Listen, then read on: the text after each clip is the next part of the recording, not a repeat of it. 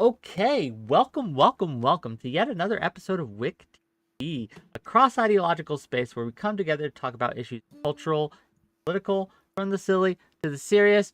And gang, have we a show for you? We're trying something different today, something new, something interesting, I hope, right? Where we invited Counterpoints on, who has graciously accepted, to have the people who have been quite upset at him on Twitter and in other spaces and venues to hash it out with him live on air and kind of take him to task for his bad takes. Pixie is on her way. Her computer is quote unquote spazzing out. So once she gets that fixed, we'll have her in. But we will make do with the guests that we have for now. I guess we'll start by just letting everyone introduce themselves and kind of maybe if you have a problem with counterpoints takes, just give us your biggest problem with counterpoints. Start with that, and we'll just go around the room. We'll start with President Sunday, and we'll end on counterpoints. So go ahead, Sunday. Yeah, your headset and your glasses together sort of make you look like kind of like an X-Men fan movie. I kind of dig it, but it's a little weird. Okay, fair enough. That's President Sunday, gang. You know him, you hate him, or you love him. We'll see. Chris Speaks, what you got? Yeah, ages ago, I raided into Connor with like 50 viewers, and he didn't notice it because he was fucking nerding out over Warhammer. So ever since I had a bone to pick, and I figured today is going to be the day I get to call him a cunt right to his eyes. Nice. Beautiful. Desire, go ahead. I was going to say that we had substantive political disagreements, given that he's all about bashing Hunter Biden and President Biden. But since apparently we're going for the even harder hitting stuff, I'm going to say I'm a Star Wars fan and Connor is a Warhammer 40K guy, and we just can't abide one another. It's unacceptable. Thanks. Well, that's unfortunate. We already have a schism in the opposition. Mm-hmm. Oh, wait a minute. Are you also a 40K guy, Mr. President? Star Wars, absolutely. Oh God! Oh, between the two shameless Dune ripoffs, 40K is much closer to the source material. Oh. I don't know. Okay, wow, Wick, way to bring the drama. All right, I didn't realize it was going to be this way already. We're 5 minutes in, and I think this other guy here was shit talking Star Wars too. So great, it's going to be a 3-on-1. I'm supposed to be beating up Connor, and now it's going to be beating up me. You know what? I don't believe that Star Wars. I don't even believe that people like Star Wars. I think that you've watched it when you were a kid and you missed the time that you were young and without worries. And like nowadays, you're just fucking high on the nostalgia because it's over and it's gone. Yeah. How dare you, sir? Just some audio issues, President Sunday. You're low. You're up as far as I can get on my end. Really? But apparently people are having trouble hearing. Hello. How's this?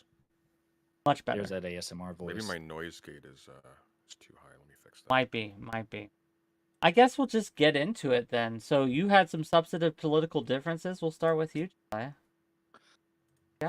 Yeah, so Connor, I know you and I and Pisco and Rob are going to be relitigating some of this on Sunday, but Wick asked me if I wanted to talk to you about some of this stuff tonight. And obviously you and I were going back and forth on Twitter about Hunter Biden, not for the first time, I might add.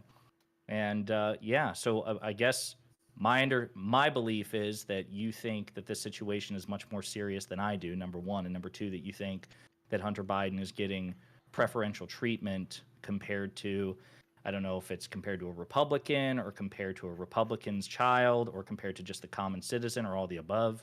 But tell me what you think and we'll hash some of this out. Okay. Yeah. So I think that if you look at the Hunter Biden investigation and what's been revealed through the Durham investigation, regardless of whether or not you think Donald Trump is a piece of shit, I think he's a fucking piece of shit. There are substantive issues with the way that the investigation was launched, the bias that it had before it even began, the procedural things that they did in order to obtain and maintain FISA warrants, and also the way that it was politically leveraged in the public consciousness. And then even if you're going to say like, oh, well, you've shown me a bunch of smoke, but you haven't shown me any fire, I would say that the amount of smoke is substantive enough to request systemic reform because there's fucking issues across the board. Well, I think that there are two. I mean, those are two radically different issues, right? So the Hunter Biden investigation and the Mueller crossfire hurricane Trump Russia thing are two radically different investigations. So we can do both. Basically, what I would say is that the way that they're linked is Hang on, that Wick. it seems- Just very quickly, Counterpoints. You are very low yourself, actually. okay. Let me go into Discord maybe and fuck with it. You guys like stream for a living, don't you? I yeah, don't. but there's like too much shit, right? There's too many programs that need to talk to each other. And I'm a lefty. Like My most audio of these being things. garbage is part of the job. Yeah. President Fuck. Sunday also reads erotica too professionally, so Wait, you do I'm mean to say that you don't? I don't. I'm That's maxed for, on my Loser. end, so That's Yeah, for you're top max tier on. patrons. I've turned you up on my end as far as you can go, Counter. I don't know why it's quieter than the rest. I will just speak loudly if that is okay. You seem more quiet than before, actually. Then stop turning me down on your end. So, so basically, let's. All right. So hold on. If you want to go for Hunter Biden, we can go for Hunter Biden. Let's break down the issues with Hunter Biden. Then, it seems like not only seems like this is what's already been revealed through the IRS whistleblowers. They conducted an investigation that was allegedly approved by the DOJ. Everybody was sucking President Biden off for keeping out of it, sucking Merrick Garland off for keeping out of it, all that kind of stuff. And what ended up happening was two of the chief investigators recommended felony charges from 2014 through 2019. They had felony charges for every single year, and everybody in the room conceded that they had enough evidence and enough prosecutorial discretion and all that kind of stuff in order to obtain felonies. As a part of the plea bargain, like Hunter Biden received a single misdemeanor charge through which he didn't have to spend any jail time. And then not only that, what happened was the Delaware office was publicly praised by Merrick Garland as having the prosecutorial discretion and authority to make decisions on what they were going to push through for Hunter Biden. And then what happened was they all recommended felonies. The guy who's in Delaware pushed it off onto Merrick Garland. Then they tried to backdoor it through Los Angeles. Los Angeles denied the felony charges as well. And then not only that, but basically now that they let the statute of limitations expire on the felonies for 2014 and 2015. This is like open record. And now LA declined, Delaware declined, and somebody's fucking lying. So this has all happened in the past 48 hours. So, well, before I respond, because there's quite a bit there that I dispute, I contest. Hi, Pixie. Ow. Wait before you do. Can you yeah. say a few things? Because you're awful low, Me? Oh, me? Pixie. Yeah, you're awful One, low. two, three. You're like very low. Can you crank yourself up by like 3 times? Yeah, give me a second. Yeah. Sorry, gang. It's a little scuffed. We're all kind of just getting here today. Look, I was running 3 hours late from what I normally do. My sleep schedule's boned, right? But we're working on. We're gonna get it through. We're gonna get into this, right? Because a lot of people have issues with Counter, and Counter needs to answer for his crimes. I would say just Yes. Yeah. Okay, okay. Is it that we have issues with Connor, or Connor has a lot of issues? I prefer that framing, quite frankly, the latter over the former. Okay, well, tell me what you have wrong with the IRS whistleblowers. Okay, so there are quite a few things. So number one, IRS investigators don't make prosecutorial decisions. They can make recommendations, but ultimately it's at the discretion of the presiding attorney, which in this case was David Weiss, the Trump-appointed attorney, number one. So I understand that the IRS investigators are upset that the prosecutor didn't ultimately go with their recommendations, but he was under no obligation to, number one. Number two, the situation as far as jurisdiction. So David Weiss is the USA for Delaware, and some of the charging decisions had to take place in California and in DC, which are also presided over separate U.S. attorneys. So under normal DOJ rules, Weiss would have had to get permission from those U.S. attorneys in order to file those charges there, and they declined to do so. However, according to public testimony from Merrick Garland, the Attorney General, and David Weiss himself in 2 separate letters to Republican members of Congress, he said that if he needed the authority to make those charges, like if they declined to make those charges and he was like, no, then I still want to go ahead and make those charges anyway. He could have requested special attorney status and it would have been granted, and then he could have unilaterally made the charges wherever he wanted, and he ultimately chose not to. Now, if you demand an explanation as to why he let those DC and California charges collapse, fair enough, but this is not proof of a conspiracy. Let me before we get into it, Counter, are you using the right microphone? Yes, turn me up. Okay, you are up as far as you can go on my end. Do you want me to turn off my NVIDIA broadcast and use my other mic? That way you guys can hear all of my mouth sounds, because that is another option. It's not that. It's not, Here you that, go. Connor. It's the. Here is all my mouth sounds. It's the fact that when you move closer to your microphone, there's no difference in sound. It's like something else has been picked up. Oh, penis. All right. It's just your lack of masculinity. You can't project enough. Look, I'm sorry to interrupt the thing, but now that Pixie's here, I want to kind of center in on this, because I think that the main accusation that I hear you levying here, Counter, is that the Bidens have gotten a pass from the justice system and they should not have. Do we agree with that? I want to get other people in here. I'm sorry, Josiah, but I want to make it a group thing. President Sunday, do you believe they've gotten a pass? I'm from Canada. I came here to talk about the wife thing. Oh, well, we'll get to it. We'll get to it. I promise. Pixie, any opinions on this, or are we waiting for the wife thing too? I feel like this is something that I would have to. My first instinct, and like from what I've seen, I don't think that's necessarily the case, but I would rather do like a lot more research on this topic specifically before making a full statement. But I'm leaning towards no from the data I currently have. Noted. Chris Speaks. What do you think? Also not an American, but that doesn't matter. Yeah, I'm gonna be real. The only thing I know about Hunter Biden is the penis thing currently. Like, I do not care much for the whole thing. I'm here to talk about the relationship shit as well. Okay, well, okay, Josiah.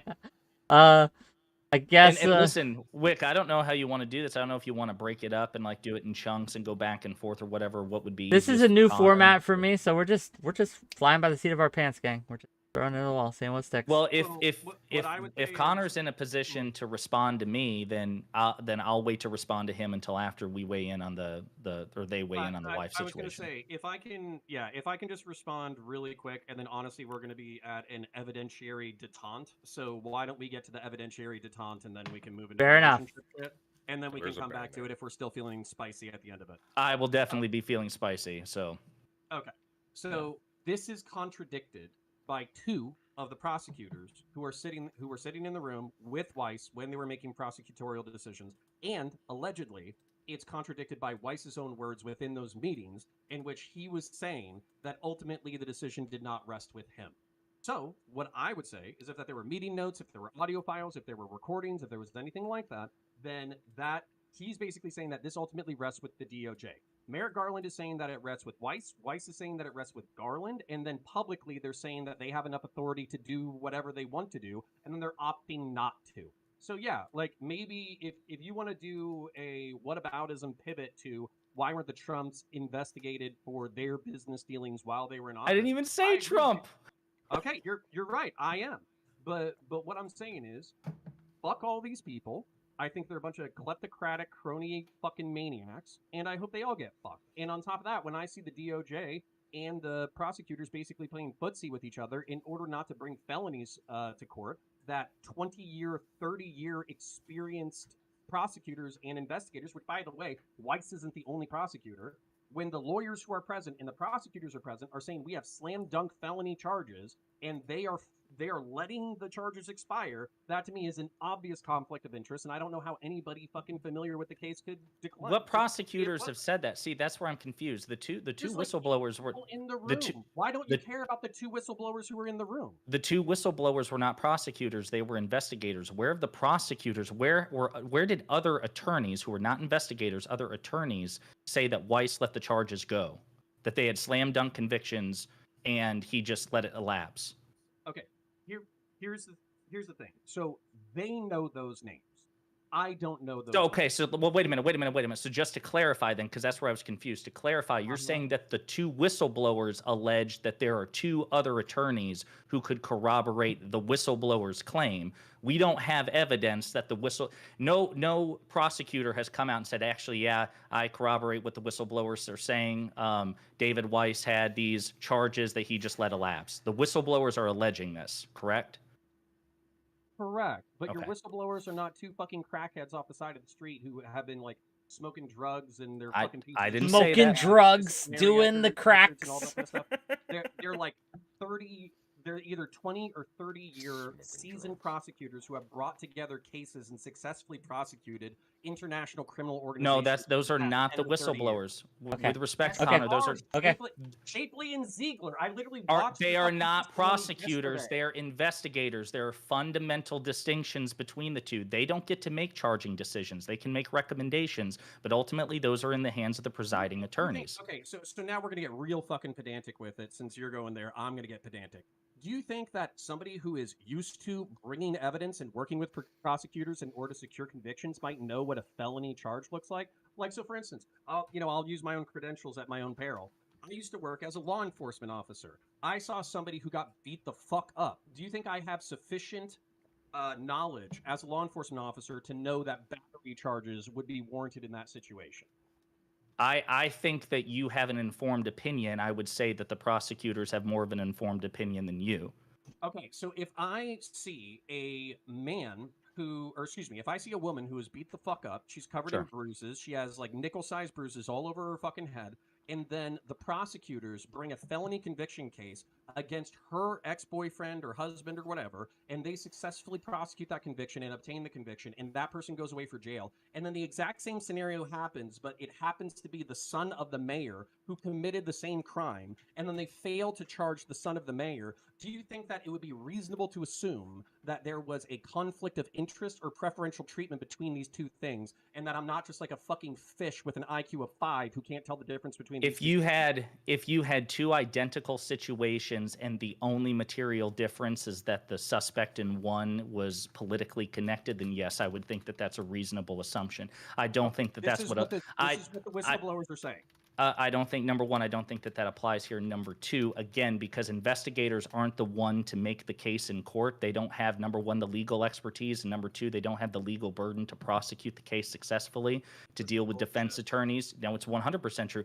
Connor, with all due respect, a cop and a lawyer are not on par in their legal knowledge. They're not even close. Okay. You know What it. happened? So what happened to you guys getting to that point? Connor even spoke French for some fucking reason. I thought you were gonna get to like that big disagreement and then, That's true. That's true. Sorry, you're right. I pushed back and I shouldn't have. I should have let Connor have the last word until we go back to it later. We'll get to it. I alright. promise you. I promise you we'll get to it. I just see my other 3 guests here sitting like twiddling their thumbs, and I want to make sure that they get in because look, originally Pixie, it was going to be Pixie and Kelly Jean, but Kelly Jean got busy, couldn't make it. So I had to fill Kelly Jean's shoes, and it takes 3 of you motherfuckers to do so. Pixie, you had some problems with Connor's take. Connor, I guess we'll start with this. Do you remember the tweet you made that made everyone so angry? Yeah, as a matter of fact, I'll read it. Can you? Please. Yeah, if I can, give me 1 second. I'll pull it up. Give me 30 seconds. I understand that people don't like dead air, but No, I it's would like to fine, read the right? original tweet. Like, I saw this. All right. So you got it? I married Mrs. Points partially because she has a good relationship with her father. She is a good woman, a great wife and mother, and cartoon trad con accounts should focus more on themselves and their communities over Jew posting. And that was in reference to Iron Age Irony Bro saying, I don't know who this is, but I'm getting sex with many men I barely know vibes, in reference to a photograph of my wife. What was your problem with that, gang? Like, why was this controversial? I think it was more like the surrounding discourse of it that was interesting, and like reading like other people's like comments and opinions. I think partially is a very strong word. I think it's definitely something okay that if it adds attraction, like obviously if you believe that a person's family treats them well, you would hopefully want them to treat their family well, right? I don't think that's controversial in and of itself. I do think the idea that like, oh, that being like one of the biggest, if not biggest, like contributor to marrying someone, I do think that's a little bit strange because there's a lot of reasons why a person might not have a good relationship with their family. And most of the time, a person doesn't really choose to have a bad relationship with their family. It's like an unfortunate consequence of who their parents are, how the family structure is. Like, if you ask a regular person, like, do you want a good relationship with your family? Most of them are going to say yes for good reason. So I just think it's weird. I'm not saying Counter was exactly saying this. I was just seeing like comments around this discourse or whatever. That Do was we think basically that's like, true though? Do we think it's true that most people don't choose to have a bad relationship with their family? I am incredulous, and my primary issue is I don't think Connor even really believes this on any level of scrutiny. I don't think Connor would say in public that if his wife had a bad relationship with her father, if he discovered that this would in any way determine whether or not he would have pursued a relationship with her. I think it would depend on, first of all, the nature of it. If she had a bad relationship with her family because she was abusive towards them or because she was engaged in something irresponsible or destructive, nobody would have any problem with that whatsoever.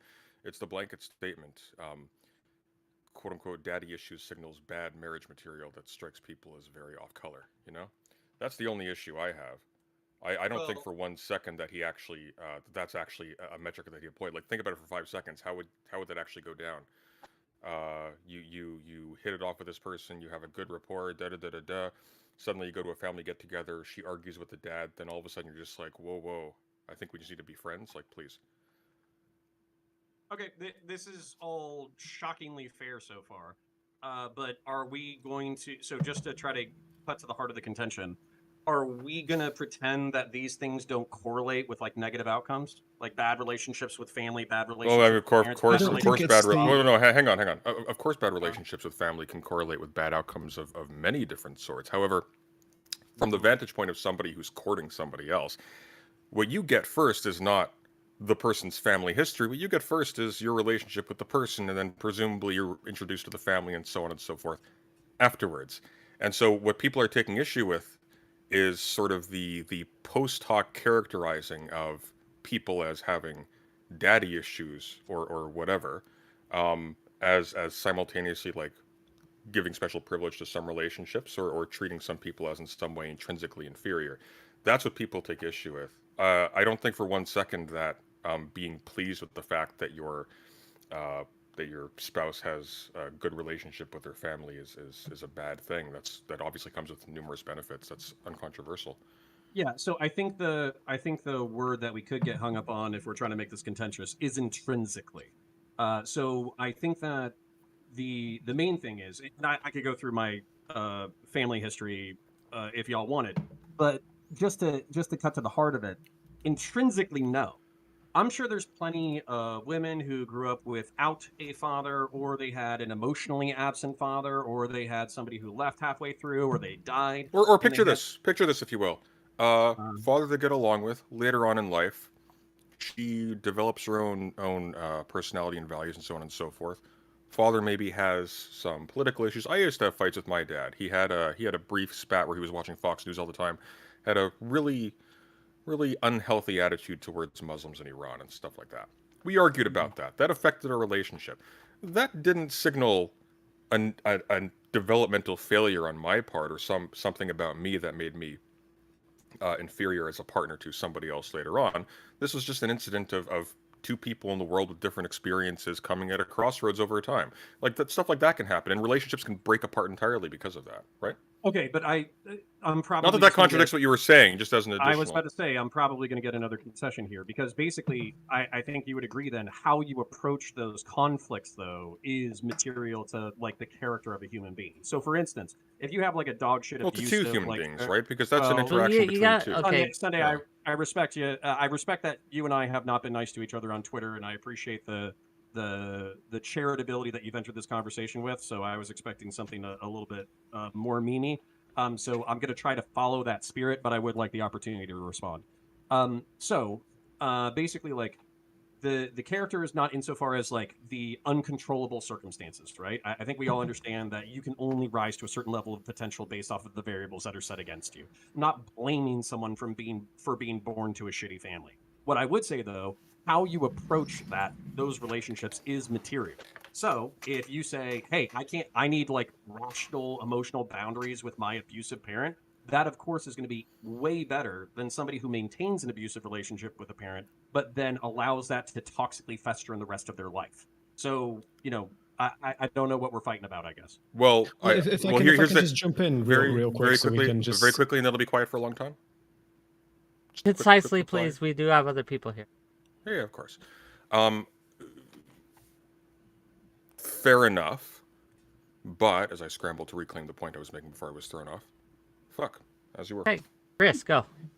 Yeah, I think really the explanation that you're given, everything that you're talking about makes perfect sense to me, right? And like, I imagine it was the case with most of us that we kind of just realized that when we're having the back and forth, it will be a lot more reasonable of a position than how it was worded on Twitter. Like, I think that people took issue with the wording on Twitter, right? It was like the idea that like what you're describing essentially is that there is some kind of a red flag, which can mean something in a relationship, but it very much came across as though you're saying that like you should have a relationship with a woman who has a good relationship with her father, which came across as though you're saying that like if a person doesn't, then there's somehow a worse than or a less than because their relationship with their father isn't that great.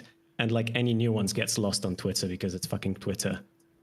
So if I could just, I know this is going to maybe derail us or whatever, but I would like to kind of say through no moral fault of the person of their own, there are obviously correlated behaviors that nobody has contested so far, but I want to say that these are real behaviors. So for instance, like fatherless homes are, I just brought this up so we could maybe address them. They're 4 times more likely to be at risk of poverty. They're more likely to have behavioral and psych issues. They're 2 times more great for infant mortality if there's not a father present in the home. Children of fatherless homes are more likely to go to prison, more likely to commit crime, 7 times more likely to become pregnant as a teen. Let's grant all that. More likely. Okay, hold on. No, you're right. Let's say an endless number of bad things. But just very quickly. No, but there's a crucial point. Sure, go ahead. There's a crucial point that you're missing though.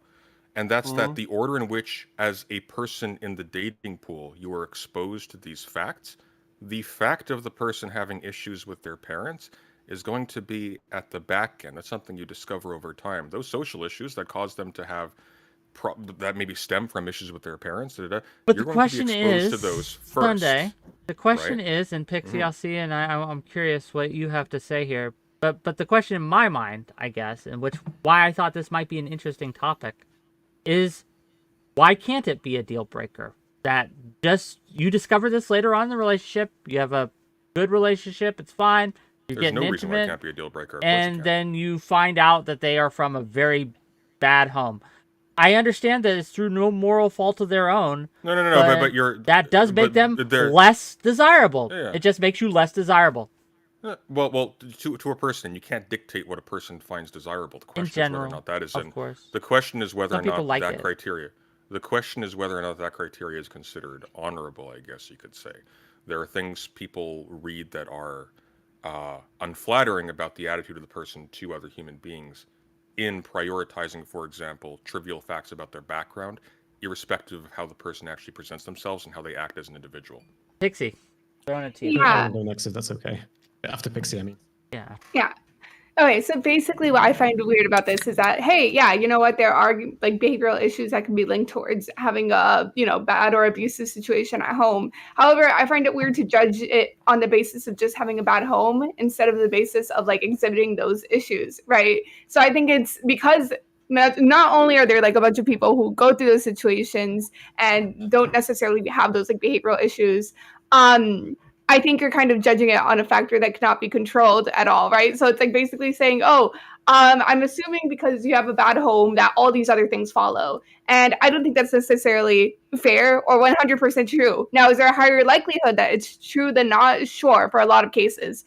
But I think you should judge the person or basically the criteria around that person to see if that judgment is true versus just the fact that they had like a bad home situation. I think that's a better measurement. Do you think, Pixie, a question for you. Do you think it's okay to break it off with someone because of red flags? So they're not abusive behaviors in and of themselves, but they're red flags that showcase, well, maybe this person might exhibit abusive and be abusive in the future. I think ultimately it's okay to break up with someone for basically almost anything, in my opinion. Like, I don't think it makes sense to stay in a relationship that you're not enjoying for whatever reason. It could be something as dumb as like, what is it? I don't appreciate how they snore at night or something. Ideally, though, if we're talking about what's healthy and like what I think is best for the person themselves and the relationship, you would ideally try to work through those problems. And if those like problems are not workable, then end it. But I'm not going to be here and be like, oh no, like don't break up with someone even though you really want to. Like I don't think that makes much sense. I don't think that works for anyone in the long run. I think I could say like I do have responses, but I know Chris. Well, yeah, let's let Chris give his take, and then you can respond to all. Suggestion, of them. Sounds good? Wick. What's that? Quick suggestion. The person in Counterpoints' position in this case, Counterpoints, is sort of up against 1 to 5 odds. They should be allowed a right of interruption a little bit more. Yeah, Counter's. For now, I can the problem with Counter right now is his volume is so fucking low. That's the problem with Counter right now. Talk so fucking loud if you need me to. You need to yell. You need to scream. You get quieter. It's like a mouse falling down a tunnel. Yeah, it's. Okay, Chris, go ahead. I wanted to address directly what you were asking, of like whether it's right or not right to break up with someone over that. I was an incel when I was way younger, and then I got like very lost in the sauce and sort of fell to the red pill. And what I'm hearing has like kind of a similar vibe to that, and it's the sense that like you're putting arbitrary barriers between yourself and happiness in like this really weird way. They're not arbitrary because they're irrelevant per se, because red flags can be very relevant in a relationship. They're arbitrary because none of them are definitive, and relationships are supposed to be about like the interpersonal like shit rather than like the robot like statistical analysis of every single shortcoming you might have as a result of like a number of things that I've picked up are problematic about your relationship.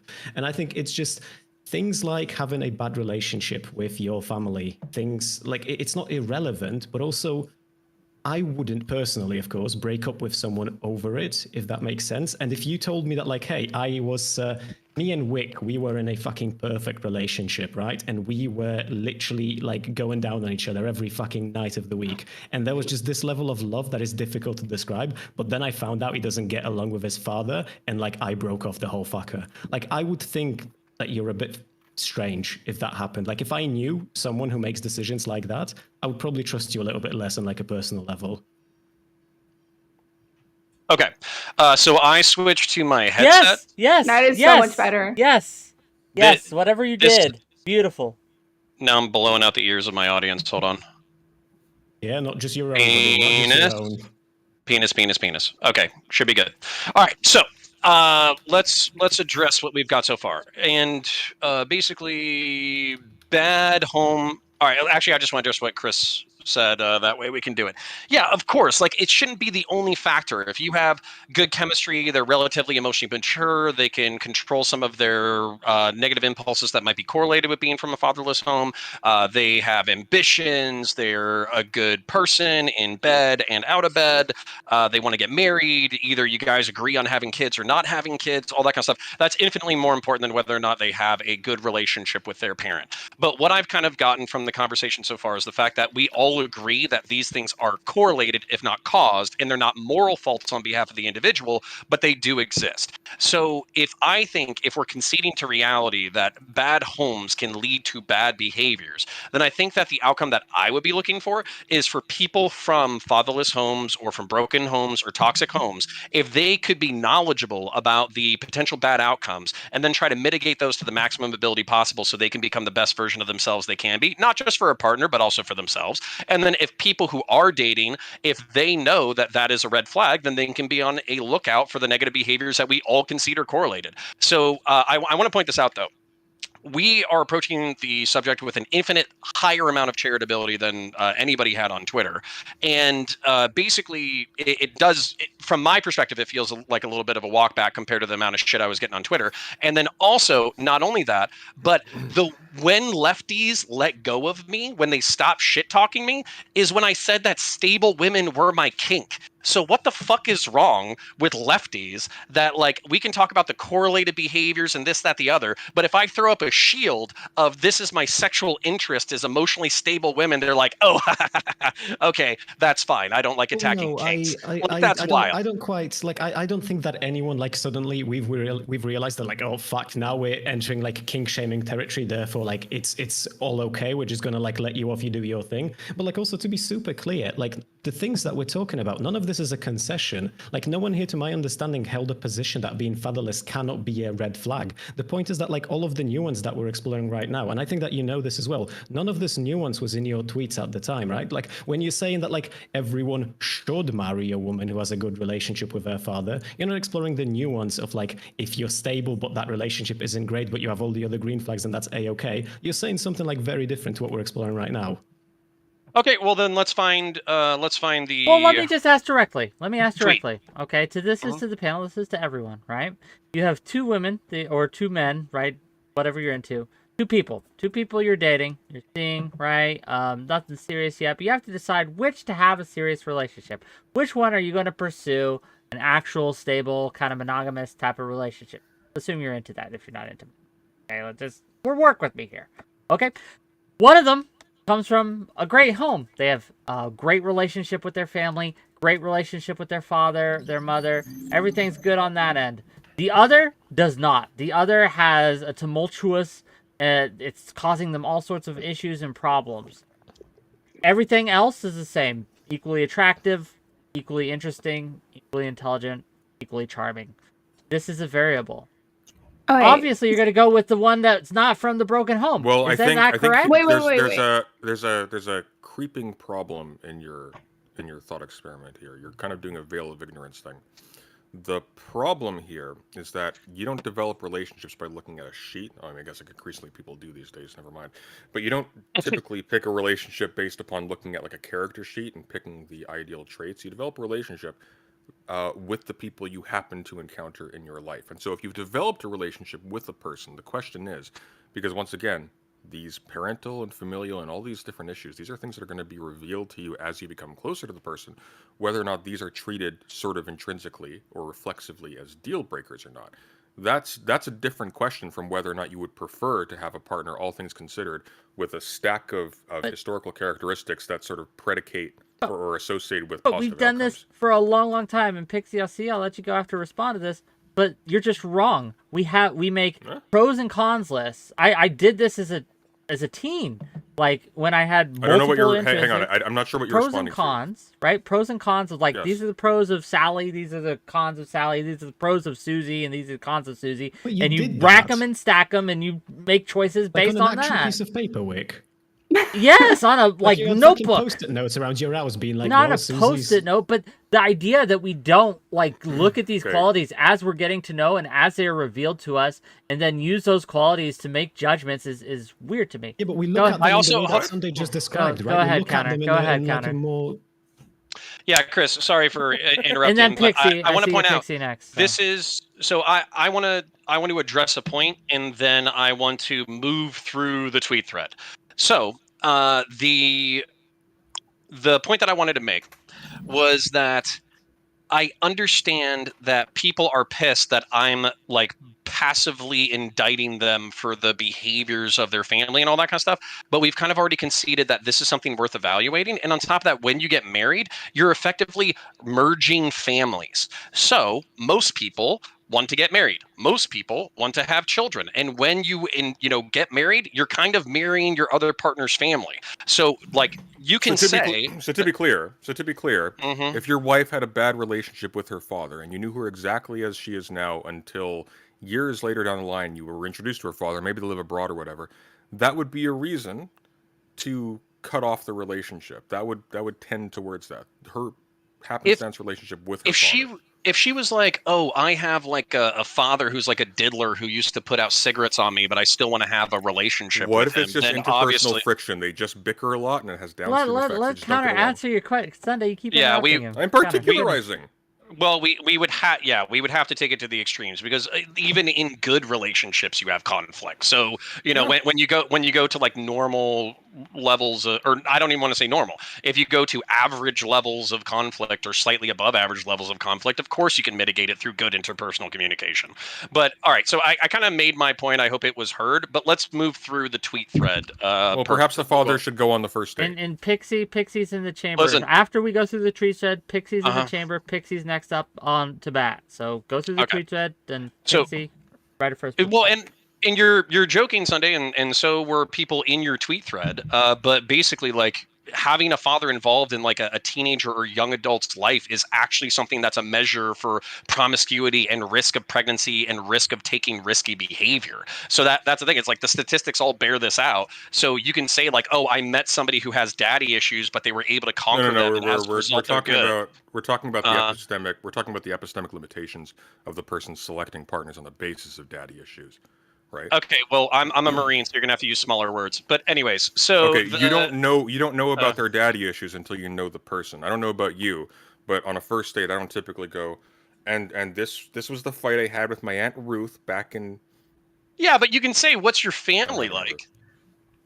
Yeah, of course. But if they say but if they say, for example, well, I left my family's religion or whatever, and they don't accept me as a result of this, so we don't have like a great connection anymore. That would stand as, for example, a pretty categorical breakdown of a relationship with one's parents. Would you consider that like an evaluative criteria? Absolutely, but no. Of course you would. But my question is, would you actually decline a relationship with that person on that basis? Would that tip the scale? Like, would you actually calculate to yourself, oh, this person doesn't have the warm fuzzies when they're in the room with daddy. I don't want to be in a room with daddy either. Okay, so let me use two examples without interruption. So one, if they were from an Orthodox Muslim family that was basically saying if you date a kafir, we're going to hit you with rocks. Obviously not. I'm going to use that as a negative, and I might actually see that as a benefit thing, that they had the moral fortitude to cut out on their own against their family. However, if they're fucking Presbyterians who want them to go to church on Christmas and Easter twice a year, and they want them to wear nice clothing while they do it, and instead this person is showing up to church in fucking goth clothing and screaming fucking hail Satan, then of course I'm going to judge that person. You probably noticed that before you knew about them going to church, though. No, right? yeah, but my examples are apt. Okay, no, that was exactly the thing that I wanted to bring up earlier with the idea that like stable equals good or whatever. No, there's clear situations where it's actually like a bad indicator if a person has a stable relationship with their family, if their family's like fucking insane or abusive, for example. And there's indicators where like, hey, like putting up your boundaries, saying, hey, this isn't acceptable, might lead to like a bad relationship with them, but is a good moral indication of their character, which goes back to the fact that like, hey, you know what, maybe there's better criteria to judge a person on, which is their interactions like in general, not just like, oh, the fact that they have a bad family situation, more like, okay, why do they interact with the family the way they do, versus in the fact that they just have a bad family situation. Sure. So if I can just because I could be wrong on this, and I don't want to dogpile Connor here either, but like, wait, why not? Hold on, stop. That is the format. This is the sweetest dogpile I've ever had. This is like a bunch of puppies. Yeah, you guys are disappointing me. I wanted claws. I wanted red, tearing. I'm curious about something, because like what Pixie just described, I would wager that Connor would say that isn't a stable like family situation. Like if Connor meets a person who like is tethered to her parents, but her parents are like fucked up psychos, I don't think Connor would consider that a stable relationship, right? Like I'm pretty sure it would be like the qualifier would be both for the person to be stable and for like the parents to have a reasonable relationship, let's just say. Am I correct? Oh yeah. On this, Yeah, no, not only are you right, we have an example. Grace Thorpe. She's, in a relatively attractive gal with a relationship with her father that seems pretty strong, but that relationship seems toxic as fuck. And as a result, it would actually be a red flag that she was tethered to toxic people rather than a green flag. Yes. This is the crux of the matter, though, and this is why people are actually upset. You're trying to do two things that are contradictory with each other. You're trying to have this reasonable take where, yeah, of course it's perfectly reasonable for somebody to take somebody's like intimate relationships into consideration when you're choosing who to spend your life with. But on the other hand, you're trying to leverage women with daddy issues are damaged goods in order to appeal to the red pill crowd. That's what people are offended by. That's disingenuous. Okay, well then let's address the disingenuous, and then I'll just cop to the negative thing I did. So let's just read the tweet, because this is what started it all, by the way, which I think it needs be remarked, all right? I started getting dogpiled by lefties by calling out like a fucking right-winger who was posting about Jews and my wife being a whore. But anyways, let's ignore that. So I don't think anybody takes issue with the phrase, she is a good woman. She is a good woman, a great wife and mother, and cartoon trad accounts should focus more on themselves and their communities over Jew posting. I don't think anybody has an issue with that sentence, right? Okay, No, so nobody has an issue with that sense. Wick, So the any issues? Speak now. I have an issue that people aren't super chatting and following more. Ice Beans, I see your comment. I'll read it, but let's let them go for a minute. Just out of curiosity, Connor, was that Wick that you were responding to? No, this was Iron Age Irony Bro. So unless that's Wick's stock account, yeah. All right, so let's get into the next point. I married Mrs. Points partially because she has a good relationship with her father. And then let me enter into the lore a little bit, okay? So my wife's parents are not together. As a matter of fact, they have a very toxic relationship, the wife and husband do.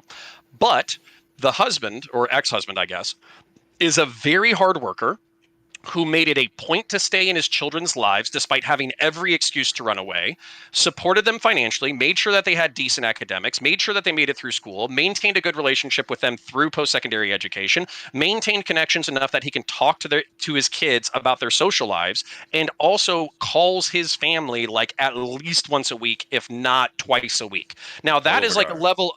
That's like a lovely closeness of intimacy and friendliness that I don't even have in my family. And my parents are together. I talk to my parents like once every few weeks or once a month. So I think it's a perfectly reasonable thing to see two people who have a good relationship despite having all the variables and excuses to not have a good relationship and say, I want to be around these people. I think that's a perfectly fine thing to say. It's 2023. No one's going to judge you. Would you go as far, and Ice Beans, I'll read your comment right after this, but question for Counterpoints here.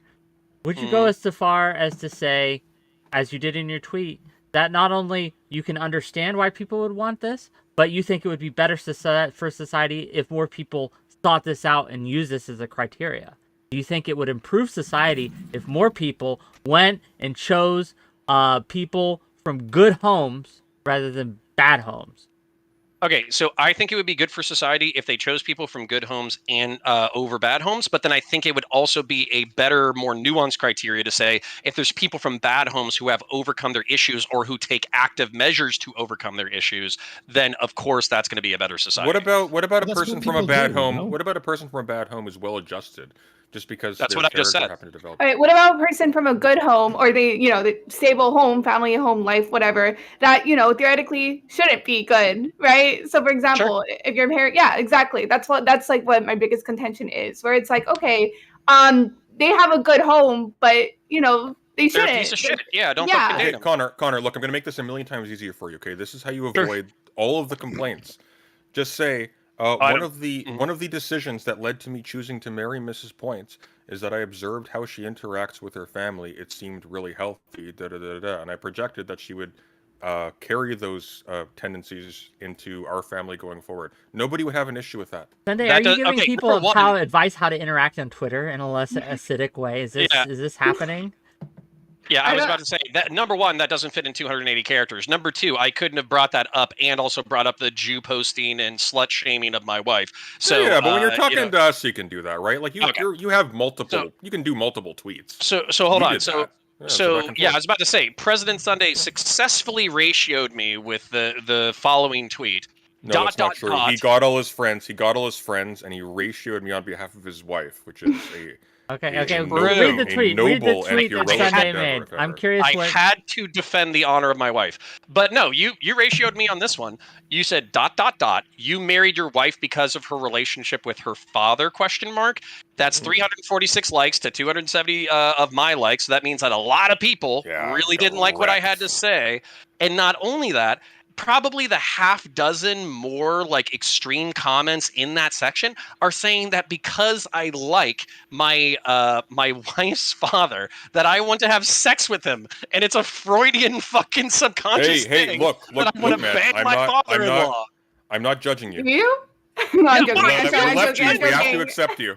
It feels very judgmental. Like if I wanted to have homosexual sex with my father's, my wife's father, that's between me and my own subconscious. What's wrong with you? Connor, to be clear, nobody thinks you want to have sex with your wife's father. What they're saying is that the logic carried forward implies something uncomfortably adjacent to a sentence looking like that. You see what I'm saying? I don't. Ice Beans, let me read this Ice Beans comment before she kills me. I liked your analogy, WhickTV, but the difference between Sally Goodhome and Susan Badhome is that Susan may have a history of problematic behavior patterns derived from her interactions from her family, and even if she does not do them with you, she's going to have to actively fight those patterns throughout your marriage and family life, and that would be the reason you'd vote Goodhome. True. Unless you're really into kinky sex. So the following tweet, where I did ratio President Sunday, was you should marry a woman who has good relationships with her family. This is uncontroversial anywhere besides Twitter, the refuge of the fatherless. Now, that's me getting a little spicy. I'll admit it. That's me slut-shaming, girls with daddy issues. Yeah, that's Well, Who is right. fatherless? That Show was, of hands. that specifically that was the tweet that I took like the main issue with. Because Yeah. in my defense, to be fair, Connor, and this is like completely your fault, I was scrolling through your fucking feed to get to that tweet, and I had like that Ellen thing pop up where I'm just like out of ability to browse Twitter anymore because of how much time you spend on that fucking website retweeting shit. Nice. Yeah, see, sabotage. Pay $8 a month to Elon, or else you're gonna fail. So, anyways, the point being that is a jab at people who do not have a father. Absolutely. Like I'm calling lefties and progressives who are saying that I want to subconsciously bang my father-in-law. Yeah, I'm saying that you probably I have to have put a correlated. Well, do you want to bang your father-in-law? I don't have a father-in-law, but no. Do you want to Okay. ban Connor's father-in-law? Do you want to bang my father-in-law? I don't know. Let's send me a picture. I'll let you know later. Okay, I'll let you know. He's basically he found out that he was pre-diabetic, so he started getting in shape. He might be into it. I wanna So- take a moment to ask Josiah, because Josiah gets at me all the time, right, for being too harsh on lefty. Okay, you get at me at this all the time, but why aren't you calling out Be the harder. lefties? We can take it. Why aren't you calling out the lefties who are going harder on counterpoints for defending his wife than they would at the legislation that's being passed, right? Or politicians that could actually mess with you, right? They seem to be more interested in attacking counterpoints for making a statement on Twitter. I see what you're doing here. Very sneaky. Listen, I will say, I was worried you were going to ask me to weigh in on this. I'm like, I've got absolutely no fucking comment. But as far as, President Sunday and Pixie and this, what's your name, buddy? Oh, we're gonna have an issue now. Okay, this person right here, who I do like, by the way, except for his Star Wars takes, he's awful, terrible. I do agree. I wish that they would beat up Connor more about his political takes than his relationship takes, but that's just because my preference is, policy and political rhetoric and stuff like that, as opposed to, red pill and culture war shit. It's also because it's easier. What is easier? Wait, the politics is easier, or relationship stuff? That was easier. Oh, he was breaking down really fast into that one. That's true. In this conversation, yeah. Yeah, that's true. Okay, so fair enough. But yeah, I wish that they would focus more on politics and stuff like that. But that's just my preference. I mean, if you're going to discuss like culture war issues, but Pixie, you follow counterpoints, right? Yeah, sometimes I feel like I just go in and out of Twitter sporadically, and every single time, because of the shows I've been on, I'm inundated with like red pill shit, so I just like don't stay on there for too long. Fair enough. I am curious why you decided to go after Counter on this of all things, rather than some of his political takes that are right She's wing. fatherless. Because it popped on my feed, literally. Because she wants to sleep with his father-in-law, or whatever the meta is now. Apparently, everybody wants to sleep with Connor's father-in-law. This was an elaborate scheme to sleep with. I'll tell him. I'm telling the truth now. I'm sorry He I is had single. to come out like this.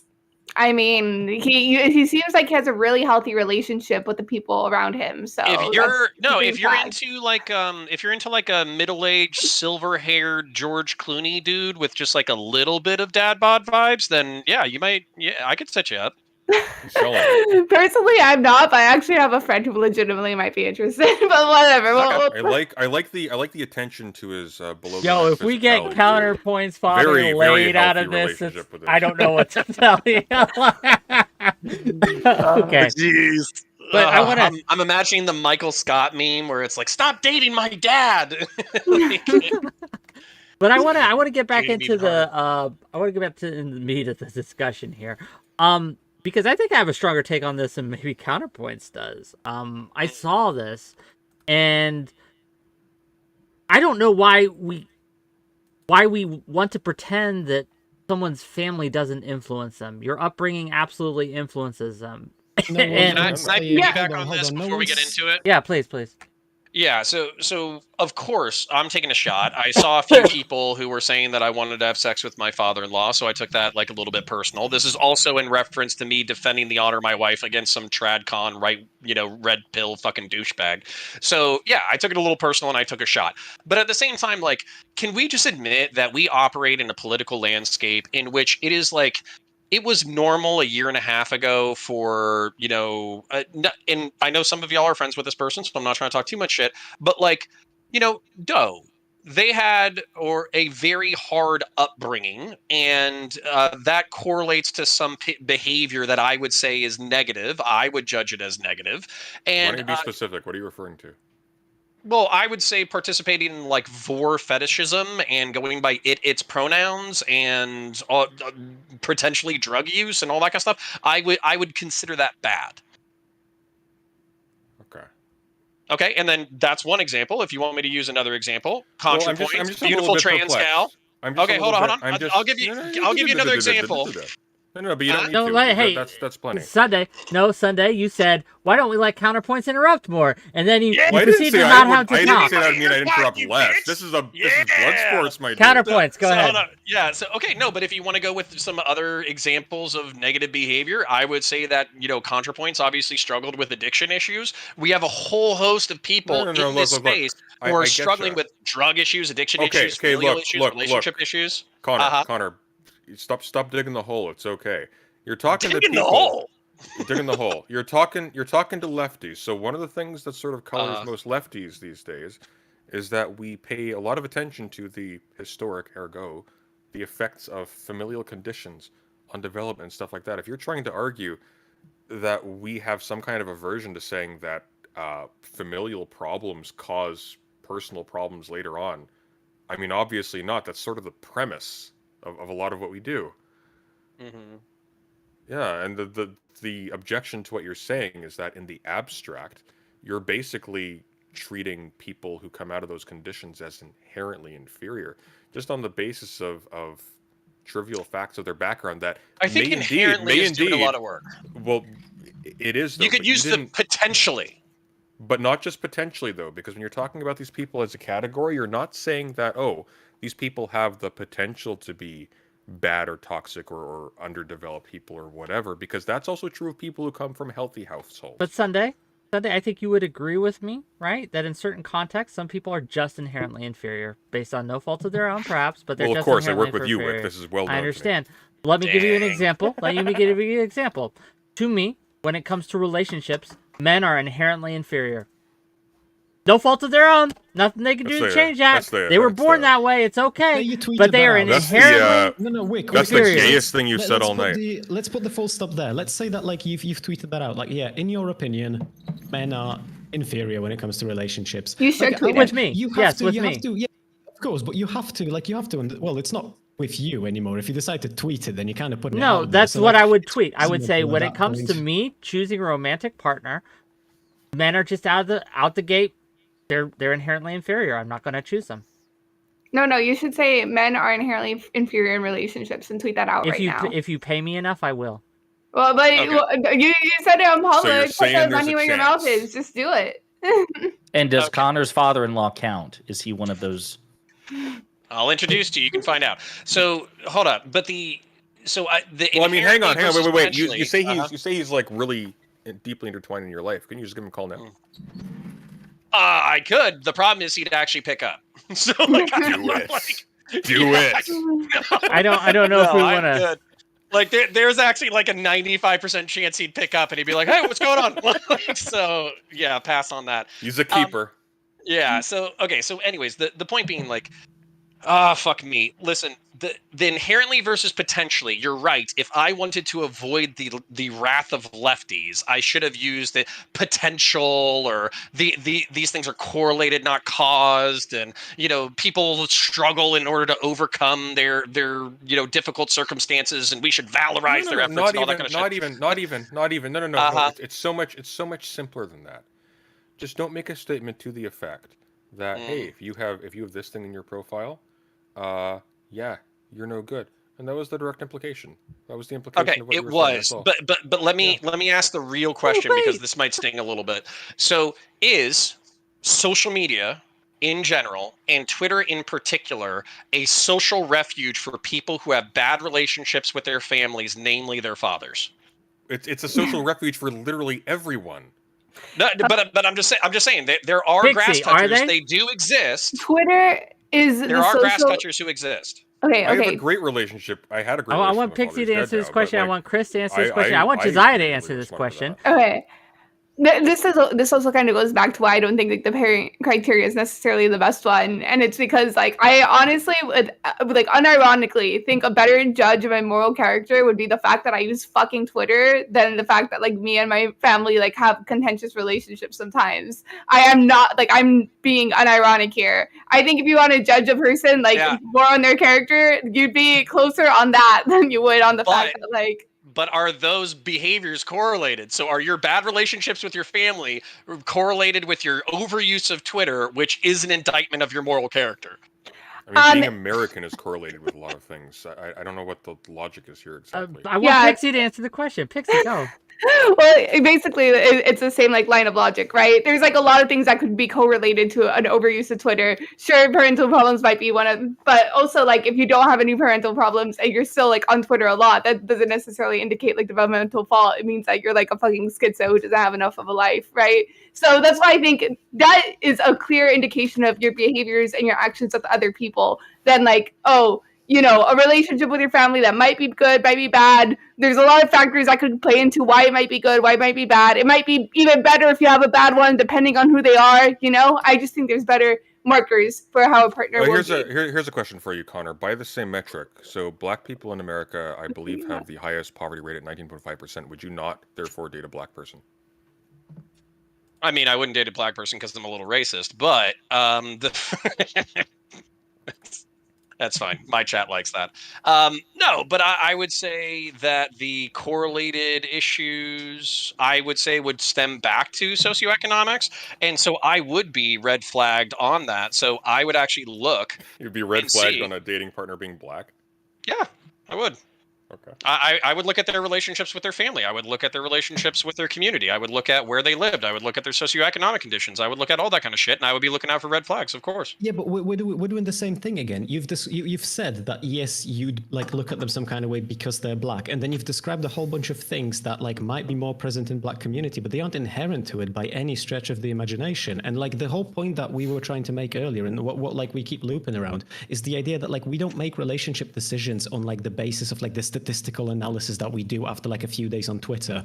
Like that's not how humans tend to interact with one another. You meet someone, you see how you vibe, and generally speaking, you see if your values are more or less aligned. And like that is kind of like the only thing really that matters at the end of the day. But at the same time, like what we're still escaping pretty much what I said in a very aggressive and memey way. You take variables, you use them as conscious things that you track, see if they correlate with variables that correlate with those things, and then you make evaluative decisions based off of that. So for instance, like you're describing just the natural, like just the natural dating process, right? Let me try and if we're doing like correct, and I'm saying that the natural dating process is perfectly fine. No one disagrees with that. The problem was with saying that, like, when you say you should marry X, Y, and Z, then the implication is that if the person doesn't fit into X, Y, and Z, then there is something wrong with them. They are like inferior in one way or another, or there is like some kind of a problem. Like, let me just, I want to take us on a journey for a minute or two, and I want you, Connor, and I want Wick to like pay attention to this, just because of like how, just because, well, Wick as well because of what he said. So like, just imagine this, right? Just like think that like we've been friends for years, right? Like we vibe, we meet in the evening, right? Like as you can see on the screen right now, your hands are intertwined with my toes. We have a real connection. I'm wearing the thigh highs that you've gifted me. we're sharing our favorite Hubba Bubba extra long, okay, limited edition Coca-Cola flavor. And I tell you, look, Connor, I can only get so erect. I'm Come on. gonna Let's flip go. the question, right? Me and Zendaya are getting to a point where I want to marry them up. We have excellent relationship. I love them lots. I'm worried, however, that the relationship with their father is very bad. And that is all the information that you're given currently, right? Like, we're still connected on this very, very personal level. Would this be a deal breaker, or would it not be a deal breaker? Okay, this would be a deal breaker for me because our toes are fucking intertwined, and you're wearing fucking thigh No, highs. not You toes. got- and you His have demon- hands. No, those his look like hands toes look to like me. toes, yeah. No, those look like toes, and that looks more intimate than I want it to be. And then not only that, you have demon horns. So already you have like several red flags for me that like I think that I should be dating Yeah, but Zendaya. what I will instead of I will you. answer No, the not question Zendaya, honestly. I will Zendaya, answer okay? the question This is- honestly for you, Chris. I won't meme. I won't meme. I promise. Zendaya's like Zendaya's the singer, and like my Zendaya is more into like political theory. But Chris, You have excellent I think taste. that you would agree that depending on this relationship that I find out, right, after I've dated this person for a while, I'm already in love, right? I'm already getting serious, etc. There are conditions there are things I can find out about them that would be deal breakers, and one of them could be, depending on the severity, the relationship with their family. So, if we've been together 2 years, we're thinking about getting married next month, right? And we're holding hands, watching TV, and suddenly, out of the blue, this man I've never seen before bursts into my door, starts yelling and screaming about how I finally found you. Why are you and all this crazy talk, right, and things like that. And later I found out after we called the cops to get him out of there, oh, that's my dad. Yeah, he'll do that sometimes. He's kind of crazy. He just comes in. I hate it, and I wish he'd stop. I think it's okay for me to reevaluate. Do I want to deal with this for the rest of my fucking life? Okay, see, but this is where I feel like I feel incredibly strongly on this. I feel like genuinely, if you've been with someone for 2 years and you feel like this type of a toes intertwined with hands type of connection that we're having right now, and like you've just found out that their father went fucking ballistic on your front door, and they've just told you they wish this wouldn't happen, but they don't know how to deal with it, and your first instinct is like, well, maybe I should reevaluate like my place in this relationship. Then you haven't grown up enough to be in these kinds of relationships. It won't be my first reaction, but it will be a reaction, and to act and to say that this would not have an effect on your decision-making process is just alien to me. Obviously, the point is that the claim isn't that it wouldn't have an effect. The yes, claim which was, at least and my, if my it has an effect, Counterpoints tweet if was it has an effect, if it has an effect, right? Then we have to recognize that there is, for individuals, a right answer and a wrong answer. Okay, and for some individuals, and in fact, would say for most individuals, especially if you're going to have kids and things like that, it might be best not to deal with that. It would put your family at risk. Chris, I want to address you directly. Go ahead, Yeah, I'll just clarify to Wick real quick, and then I'll shut up just so like we can have a back and forth. The thing is though, Wick, like we're here to gangbang Connor over a tweet, and the nuance that you're exploring right now was not in that tweet. So like the reason why I posed the question in the way I did is because I'm telling you that you have the limited information that I've given you. So like, would you say that you should not date that person? As in, is this a deal breaker? Well, the answer is all that context. you know so far? The answer would be it would depend on the context. But that's the criticism that everyone's levying at Counterpoints. That's like literally Yeah, the so answer Chris, is context. Chris, let me address to you directly because I think I can just admit to something, concede it, and then also say I still hold my perspectives. Wait, are we holding hands on top of the table and then holding toes underneath the table? Okay, you know what, you geriatric fuck, I'm gonna make this bigger for you, okay? There is a big ass fucking table. You've got your hands, and they're intertwined with my toes, and I'm wearing the thigh highs that you've given me. Oh God, that's what it is. So it's my hands and it's your toes. You didn't know that? Dude. Okay, fuck yeah, because we don't know each other. So like, here's the thing. It's more intimate than our toes being This intertwined. is this is the skinny worse. legs threw you off. Yeah, so like, let me explain real quick. I hit the gym quite a lot, but I fucking hate the leg day. So I'm basically built like an ice cream cone. Like I'm very much like Chad at the top, but femboy at the bottom. But this is where we're talking about how context matters, because it's green flag that you hit the gym, but then it's red flag that you don't do legs. So like, you got to understand there's like correlations and rules have exceptions, and that's what I was in the back for a reason. Okay, but at the same time, if you said, I think that people should date people who take care of their body and work out, then I would instantaneously agree with you. But then if you came back and you said, but the person that you're dating doesn't do legs, I would be like, that's a problem, and I'm gonna have to factor that into my decision making. But let's just stop memeing for a second, because I think I can solve this entire like rhetorical whatever issue. So you staying are on right. the table until you've convinced me. That's fine. I don't know if I'm going to. You are right. I made a statement trying to dunk on a random person by using correlative criteria in order to call my wife an honorable woman through invoking the honor of her father. You're right. It's misogynistic, it's patriarchal, it's cis heteronormative, it's based in white Christian normie values. I did that. People said as a result, I wanted to have sex with my father-in-law. I took issue with that. I thought that that was an improper inference based off of what I said. And I do think that he is a good man, but I don't like penises or male buttholes. So I did not want to do that. And as a result, because I feel like lefties correlate with degenerate behavior, sexual promiscuity, and generally speaking, not having good relationships with their family, I maligned 25% of the adult population by insinuating that they had bad relationships with their father and therefore were undeserving of love. You caught me. I was being mean on the internet. Yeah, but I'm going to be real. As soon as you've said that, like, I'm right. Like this is all I cared about. Like it's a fucking victory. It's a dub. We got them, boys. We can go home now, happy. We have achieved victory here today. Okay. And also, can I just ask, just out of pure curiosity, because you keep saying that like your wife's honorable. Like, how many sword fights has she won?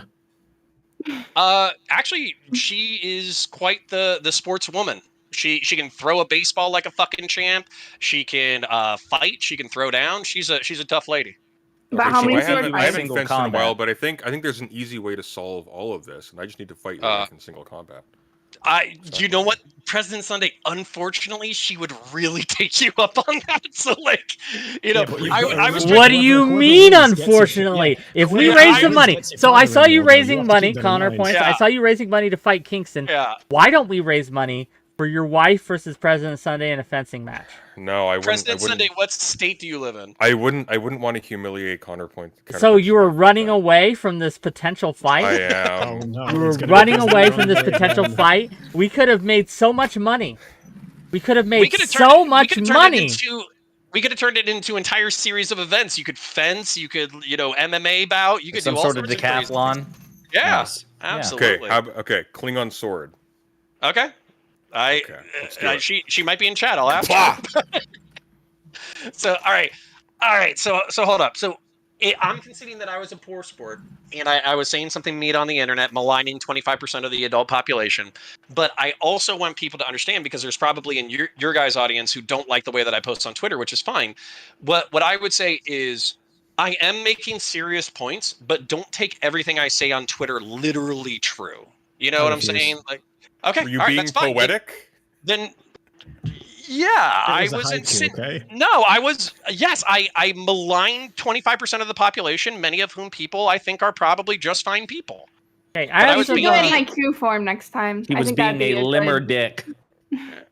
Pixie finished your point, then Josiah, but then I have questions from the audience. Finish your point. She spoke for like 0.3 seconds. She hasn't even started. No, I'm saying when I say that, stop. When I say that, what I'm meaning is for the rest of you not to interrupt her. Go ahead. What I was saying is that I agree with the idea that if you're being poetic, you should have done it in a poetic form more. Like you should have made it in haiku. I think that would have really gotten your point across. And I think, I'm not very good at haiku. Well, that's cultural appropriation. What do you do? It is. I am a man, and I'm not good at poetry, so. I think you should try. You should expand. Either, eh? Hey, listen, I got 20K followers on Twitter. Okay. Damn. I am one of them. Okay. Let's be real though. I do get an average of 12 likes unless it's a banger, but I do have 20,000 followers on Twitter. So. Well, way to shame me. Okay. Let's see. So, this is from Old Man Laundry. I don't know if I'm saying that right. Oh no. I was surprised to see you in Crossfire by Lauren Southern, which seemed more like a Mike Cernovich puff piece than anything. Questions. Are you uncomfortable being affiliated with people like Cernovich or 𝕵𝖔𝖎𝖙 or the cast of the film? I'm not. but I have my own views. So for instance, I helped also. Not only did I help Lauren with Crossfire, but I also helped her with Infringed, which is supposed to come out this summer, which is a Tim Pool production. I am not a fan of every one of Tim Pool's takes. I am not a fan of every one of Jack Posobiec's takes. I'm not a fan of Cernovich's takes. Cernovich had the worst fucking take I've ever heard, which he was saying that shopping carts are not a heuristic for like a good society, and I would fist fight over that shit. So no, I can be associated with people who have bad takes. It's fine. Can you elaborate on that? Can I just People jump who in put real back quick with shopping carts. just People who what put an back shopping absolute carts. giga chad chatter though. Like comes into WhickStream, doesn't listen to a fucking word on the panel, asks a question that has nothing to do with what we've spoken about, refuses to elaborate and leaves. Like I respect Well, there's people more. like that, you know. There's Okay. more. Oh shit. Okay, there's more coming. All right, I'm sorry. fire Laundry. away. Okay, I want to point this out. I had the same reaction when what Sunday said when you read Old Man Laundry, because he blocked me after I made a YouTube video explaining the actual He's like here. facts We could behind. bring him on. His Well- machinations are beyond the comprehension of mere mortals. I don't think. I'm Are just the saying he's references to here. Lauren We could Southern- bring him on if you Are really the references to Lauren Southern, are they films or documentaries? What are they? You said They're Infringed. documentaries. Okay, gotcha. Yeah. wanted. So, the second question: were you compensated to be in that film? I was not, but I was compensated for Infringed for travel and security expenses. Oh, you hack fraud! And Just bought how out. did you end up It's a in, shill. I guess, those films? So, funny story. I did not know Lauren at all. Somebody jumped into my comments and said that she was making a documentary on police brutality and police reform and all that kind of stuff. I emailed her. She said, "Yeah, that sounds interesting," and then I helped her, and that was it. And then I got been internet pals since. Can I ask a question? Sure. So if you literally just were introduced to this person through this project, how did you go from there to giving us all the juicy details on her affair with Destiny afterwards? All right. The affair or whatever is an emotional relationship that got deep during a difficult time in her life. And I didn't like the fact that a lot of people were memeing that they had a child together or had But how like a did super you know? intimate physical. How did you get involved in this? That's what I'm curious about. Also, So a follow-up question: do you think Destiny Sure. would choose a girl from a two-parent household or one-parent household? I think Destiny would absolutely pick a woman from a fucking single parent household, which makes Lauren a bad choice. God damn it. Sorry. Sunday, you had a follow-up question. Yeah. How the fuck do you enter the equation? Why are we getting this information from you? That's what I'm curious Because about. Lauren and I became internet friends. So we talk, we disagree on things. We don't like some of each other's political perspectives. We like some of each other's political perspectives. Just late night conversations about how she just can't get over the damned smile on that little gnome. Nobody in Yeah, she was particular says. she was very upset that they were letting brown and black people into Europe, and that was like a very passionate thing for her. So we talked about, Middle Eastern, North African immigration and police shootings and brutality and philosophy and doing drugs and Jordan Peterson and all that kind of stuff. Nope. So not having seen the police brutality documentary, where did you and Lauren fall? Were you pro or anti? I mean, I'm pro police reform. I think there's a shitload of things that we can do better, and I also think that there's a shitload of like community engagement things that we could do in order to make law enforcement and the community better. So Absolutely. anti police brutality? Largely, there's exceptions. I have one more question, right, from the audience at least. Is that all? Same person. Wix chat, come on. You Show and up. I- Let's see some money. You and I talked a lot about Mr. Girl. This is from Old Man Laundry again. Keep in mind. Uh-huh. You and I talked a lot about Mr. Girl when my documentary about him came out. And we were basically on the same page about him. But you seemed to do a 180 and associated with him several times after that. What happened? You don't think he's a vile creep and abuser anymore? I want to like you, Connor, but these are huge red flags for me. I'm okay with having huge red flags. No, I think Max has a lot of red flags from my perspective, but I also think that he's a artist, a weird artist. And for instance, I think he just did. There's a Clips channel that I don't know if he's associated with, in 2 long form essays about psychotherapy. And what was the other one? The psychotherapy one I liked a lot. But he released one on psychotherapy and also on transgender issues or whatever, and I thought they were phenomenal. So lunatics and bad people can have interesting takes that are worthy of consideration. You don't have to think they're morally good actors to consume their perspectives. Yeah, I'm a great aficionado of Carl Schmitt, who is a Nazi, so I can sign off on that. Okay. Back to Hunter Biden's penis. Yeah, we might have to go back to Hunter Biden's penis, but I wanted to give a chance, one more chance, right, for anyone else here who had any issues, right? And if you are in chat and you have issues that you want to confront counterpoints about, super chat Pay them, up. throw me some money, and I'll read them to you. But anything else that 𝕵𝖎𝖎 that you have problems with counterpoints? No, I think overall, I just think there's better criteria to judge a person instead of just like statistically like what's possible, just judge their actual actions regarding other people. I think that's the best criteria in my opinion, and that's it. Enough. Sunday? Anything for him? What's that? Yeah, what's the model on the top left shelf there? It's a little bit blurry. I can't see it, but it's big. So I have a 𝕍𝖎, a Storm Raptor, and a Orc. What is this? This is a Storm Talon gunship. No, but it's a Stormhawk Interceptor kit bashed with an Orc flyer in order to be an A10 Warthog for the Warhammer 40,000 universe. Oh, very nice. Yeah. Fair enough. Chris, what you got? Yeah, I think I'll just wrap up on the note of what was said earlier. I think I got missed out on this series of questions because Sunday was just establishing his dominance. But you've asked why do we jump on Connor having like an incredibly just objectively bad dog shit take about relationships on Twitter, but we're not like this critical about foreign policy. And like from my perspective, it's like incredibly simple. Like I am a fucking extraordinary boyfriend, but I know nothing about Biden. I can speak to relationships and everything tangential to how to be healthy in one of those. If I speak about Biden, I'm going to give you like the same level of analysis that you can get by doing 30 seconds of fucking Googling yourself. It's like, I'm just going to stick to my thing, you know? I can talk about his penis, but like that's, you know.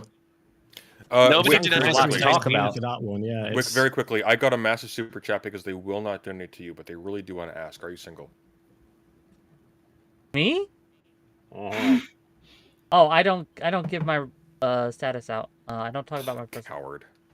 That's Sorry. a yes. If you give me money, like specifically, but no, I don't give out my relationship status. Thank you, No Truth. Appreciate it. Okay. Yeah. 𝕍𝖎𝖏, I know you've been sitting here patiently, right? Very cordially, just twiddling your thumbs. So I know you had more issues. So. Well, no, like I said, so what's funny is Connor and I are going to be litigating this and other issues on Sunday I didn't realize it was going to be a 2v2 until I got the DM, but 𝕵𝖎𝖎 and I versus him and Rob. So I'm already like, I've got the Tylenol in arm's reach ready for that. But basically, I mean, I still don't know quite where you stand, Connor, in terms of if you think that that President Biden or the Biden administration were like politically influencing, like in an active way, the decisions, or if you're agnostic on the issue, or if you think that perhaps the officials involved just like kind of proactively took a decision that was politicized, you know, in terms of the charging decisions. I'm not sure where you are with that. I don't know how far you are.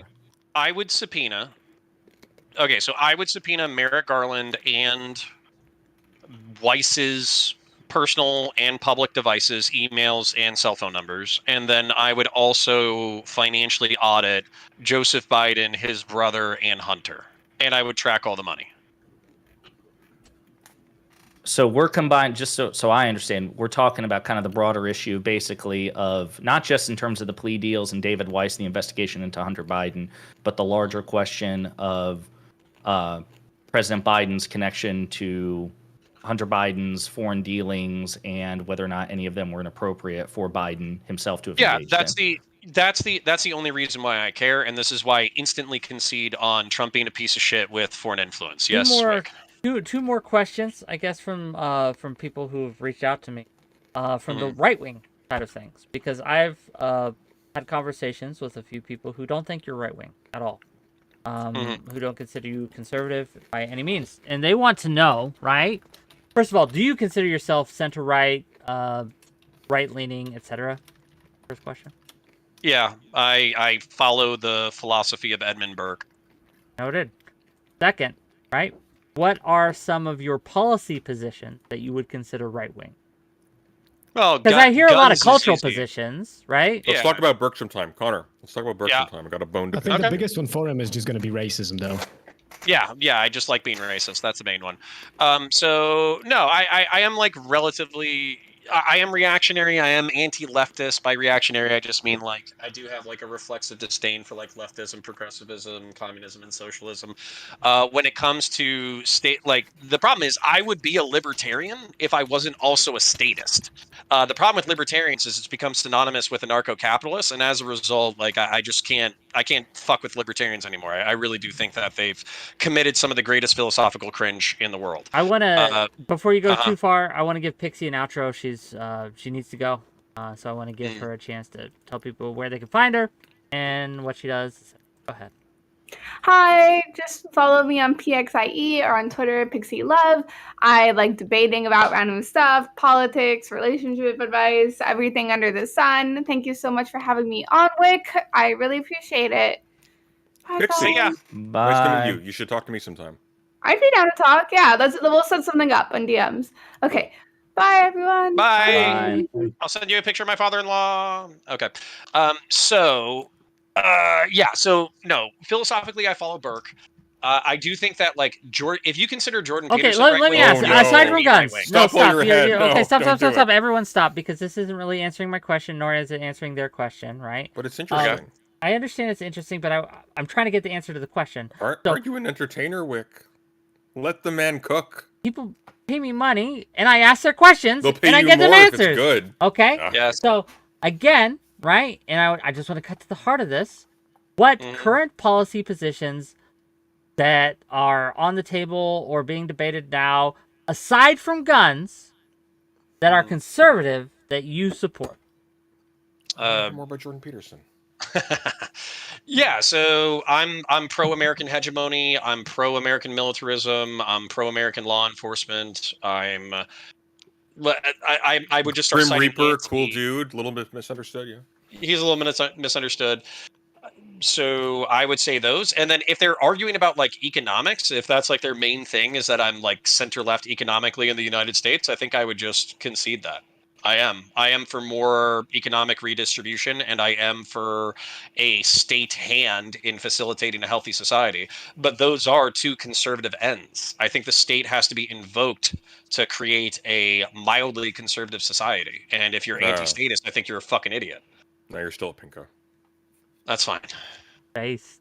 $5 from Big Dong Daddy Dom. People's names. Counterpoints. Yes. Have you tried building Gundam model kits? Gunpla. You would probably like it. Also, Wick, Katie is horrible, and my ears blew up. Katie's not on this panel. Yes. So I have a successful YouTube channel. My political channel is basically starting from scratch in the past like 6 months to a year because I had to separate out the channels. I can only dedicate myself to one fandom. And if I was going to dedicate myself to Gundam, what I would do instead is play Tau in the Warhammer 40,000 universe and then proxy Titanfall and Gundam models into the lineup. It feels so weird to be on a panel as a VTuber and get like out-nerded. It's just something about this that's magical to me. Like I'm not even real, and I can't fucking keep up with the conversation. Which Gundam universe are we talking here? Orphans, Blood Orphans. Oh, for fuck's sake! Oh, that's such. Wait, what do you mean? Hold on, that reference I didn't understand. What's your problem with Blood Orphans? I don't have a problem with Blood Orphans. As a matter of fact, Sunday. I'm fighting the lefty now. Oh, it's just it's reduced. It's lost the soul of what Gundam was in the original series, and what was it called? Char's Counterattack. It's just no. No, bro, that's the same answer that like when you ask like very fucking heavy Republicans like, what's the problem with gay people, and they go like, oh, the soul of America. No. Blood Orphans is like the squats of Gundam. Okay. It's also supposed to be like very morally cynical. Like at least that's what I've been told. Yeah, so. that completely misses the. However. Okay. Yeah. I will say, right, that I want to get back to the 𝕫𝖎 thing because I want to give 𝕫𝖎 some time here. But overall, gang, you guys had huge, very acidic takes on Twitter. I brought you on to fight, and you were like pussycats. And you're like, meow, meow. Oh, we're going to walk everything back. Come on. Can I say that? No, I appreciate this. Sunday and I do not see eye to eye on a healthy chunk of things. As a matter of fact, he's been fairly hostile to a healthy chunk of people that I like and respect. So I'm happy that our first outing together was relatively Is this your first charitable. time? Okay, I do have friction. Okay, but Connor, I do have like a tempestuous relationship with my father, just to be clear going forward. I don't want to be under a misapprehension. Okay, understood. Okay. I'll use it against you emotionally. Fair enough. Okay, It's okay Josiah, with that. I'm going to unleash the beast here. Sorry. Well, I'm not entirely sure how understand. much of a beast there is between us because Connor and I usually stay pretty civil. I'll say this: I don't think there's evidence of a grand conspiracy here. I don't think you think that. So, like I said, I know like Rob probably believes that there's enough. But there's enough for me. So for instance, like if you just want me to walk you through it real quick, because I do think that these investigations are aligned. Okay, and let me just walk you through the Durham report real quick, because maybe you could take issue with some of the things that were mentioned there. So, my understanding, based off of the report from Durham and the open hearings that I listened to, which was about 3 hours, is that there was a whole bunch of problems with the warrants process as a result. Indulge me for the next minute. So, what happened was Hillary Clinton, Brennan, the CIA director, he briefed Obama, Biden, and the head of the FBI a few years before 2016, basically saying, "Hey, we know Hillary Clinton's strategy. It's been leaked. She's going to try to tie Trump to Russia." They briefed it. They put it in a memorandum. Peter Strzok, the head of Crossfire Hurricane, received a memorandum stating it to that effect. What happened was an Australian diplomat allegedly heard George Papadopoulos, or whatever the fuck his name was, talking shit at a bar in Washington, D.C., saying, "Hey, the Russians are trying to give us like 30,000 emails from Hillary Clinton saying that, that's going to make her look bad during the election. We're going to use it." He was not a Trump staffer at the time, but he was aspiring to be a Trump staffer and was associated with the Trump people, so he was trying to get in good with them, so he was trying to do that. What happened was that was the impetus for the investigation. What Durham said was that they never spoke with the Australian. They barely spoke with George Papadopoulos or whatever. They got exculpatory information from him when they were investigating him, but they still decided to open up a full-throated investigation without any other evidence besides that and the Steele dossier. That was the beginning of the investigation. So as a result, they're jumping to an investigation of the Trump people, but they don't have sufficient evidence from a stereotypical thing, which to him is an indication of bias. Not only is that an indication of bias, but then while they're moving through the investigative steps, one of their targets is I forget this guy's fucking name. It will come back to me, but it's basically somebody who works for the Trump campaign, and he's known to have like a whole bunch of friendly relationships. The FBI tells, or excuse me, Manafort, FBI, maybe. No, it wasn't Manafort, because Manafort actually got convicted. This was somebody who didn't get convicted. So they say, "Hey, you can't open up." Yeah, it might be Carter Page, Christian Blair's. So we're going to open up an investigation, but you have to make sure that there is not a CIA asset first, or else we can't, open up a FISA investigation against them, because that like contradicts between the institutions. The FBI faked the warrant. They literally photoshopped a letter from the CIA saying that he was an asset of the CIA. They photoshopped it so they could do the FISA investigation anyways. They launched the FISA investigation against Carter Page, I believe, and then they received exculpatory information where they basically realized that he wasn't a Russian asset. He was basically the opposite of one. He was like a good faith interlocutor doing his best. They omitted that exculpatory information, which they're required in order to continue the warrants process, from the warrants process, so they could keep the warrants open. I don't want to even say finally, because there's more bullshit about this, but Peter Strzok got caught red-handed, basically saying that he was individually going to prevent Trump from seizing office. So that was a whole fucking ordeal. And then finally, they were saying that the Steele dossier, they tried. Sunday, we can hear your book. Yeah, it's the ASMR. I'm adding to the marketability of Wick's panel. Okay, very rude. Anyways, so final shtick, and then I'll let you respond. But basically what they were saying is they tried to corroborate the Steele dossier. They were not able to corroborate it at all, and yet they kept using it as justification for the FISA warrants. And according to Durham, they would not have been able to obtain those warrants if they had actually been honest and transparent in the investigative process. Yeah, so again, and I know there's. So I kind of said this in the DM with Connor or with you and Pisco and Rob, but there's obviously a lot to cover here. I don't question the conclusions of the Durham report with respect to the multiple errors and issues with Crossfire Hurricane and its ensuing investigations. Although, again, just to be clear, you don't challenge the convictions, for example, that Robert Mueller successfully got during the course of that investigation, right? I don't challenge Flynn. I don't challenge Manafort. As a matter of fact, Manafort is potentially more damning than what they caught him with. So, for instance, if I remember correct, I'll try to rant briefly. Flynn was basically advocating for people overseas that he didn't disclose, and as a result, he was working as a foreign agent without disclosing it. Right. He lied to officials about that, and then he was subsequently convicted.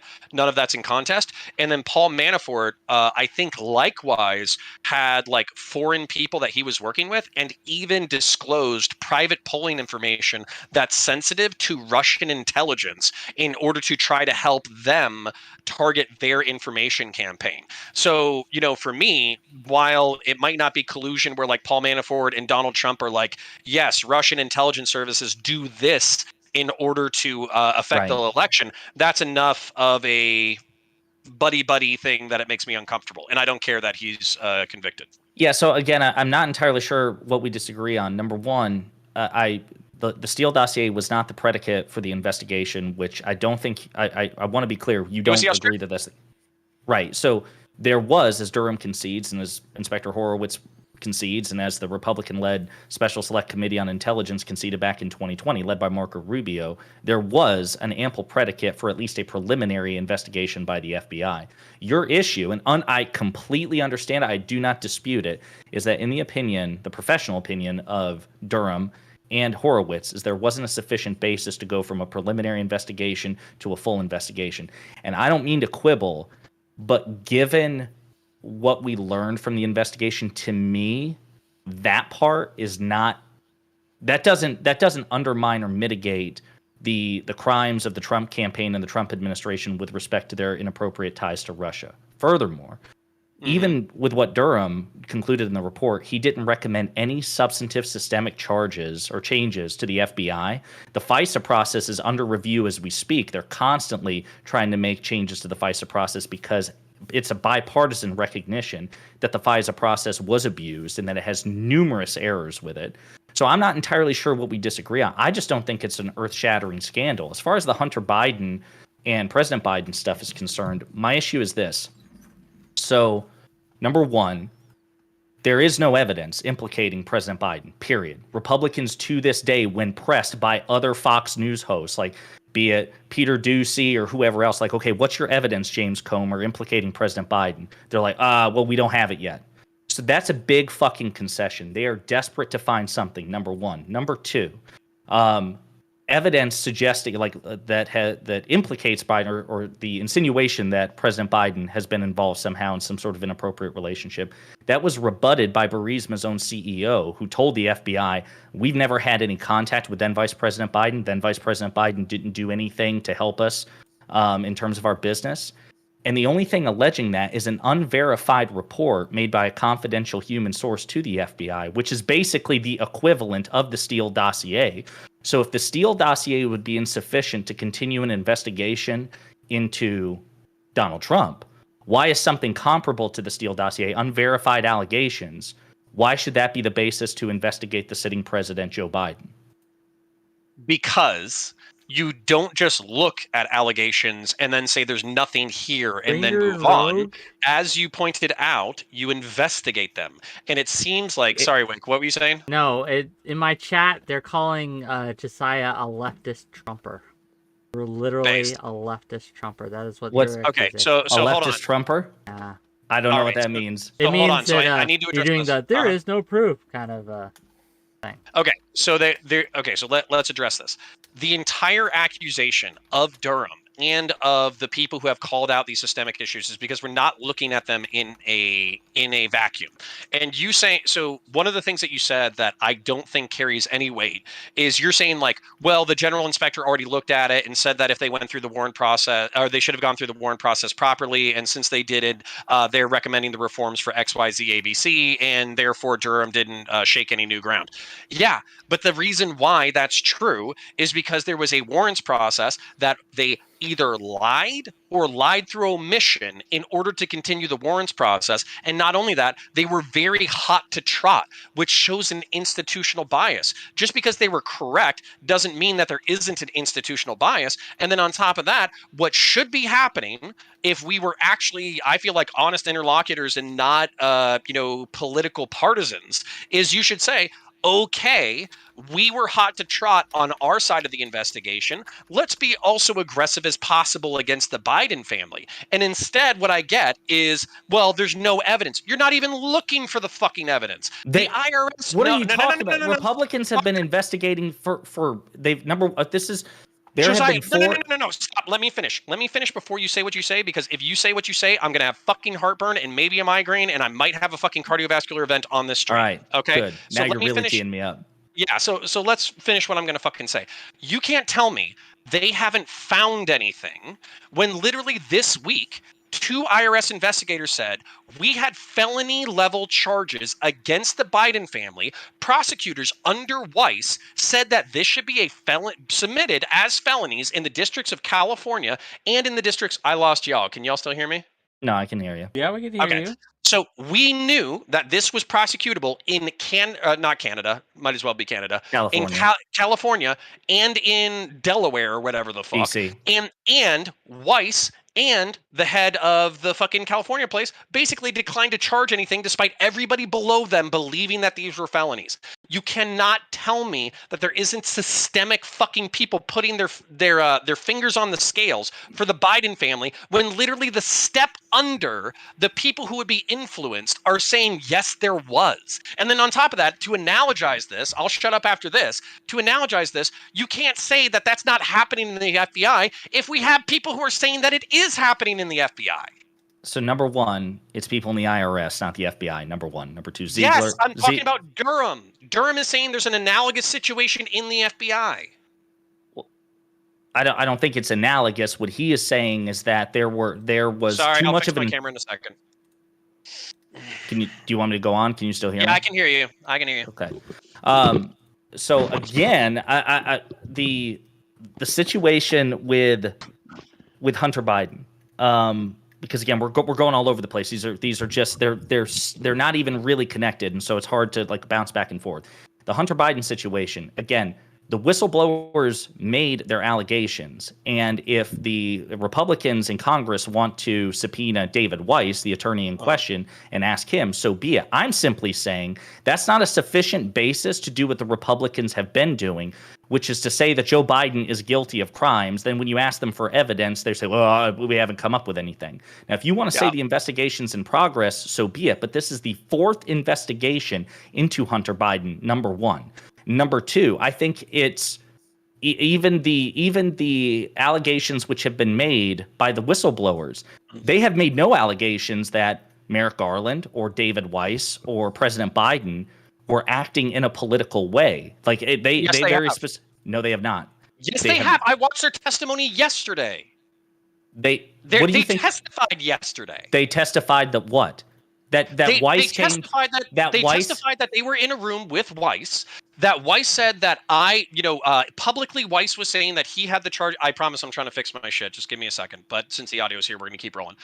They said that publicly Weiss said that he had all the charging authority, that he could ask for the charging authority in California if he wanted, and that basically he was saying that he had a good relationship with Merrick Garland, and Merrick Garland wasn't pressuring him one way or the other. Yes. They said that in closed-door meetings, Weiss said that he didn't have the authority in order to do it, that he was not the decision-maker for the investigation, and on top of that, he would basically he would not necessarily commit to doing the felony charges despite everybody else in the room saying that felonies were committed. That there is a political, number one, that doesn't mean that there's a political motivation behind it. Number two, go ahead. How?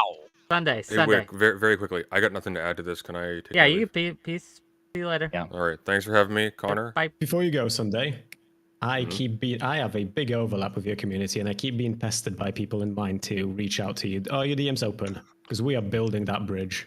That motherfucker's getting Do created. this off my Hey, channel. Sure, Go I think away. so. Yeah. Am I interrupting you on your own show? No, Yes. right? Just let me have a thing here.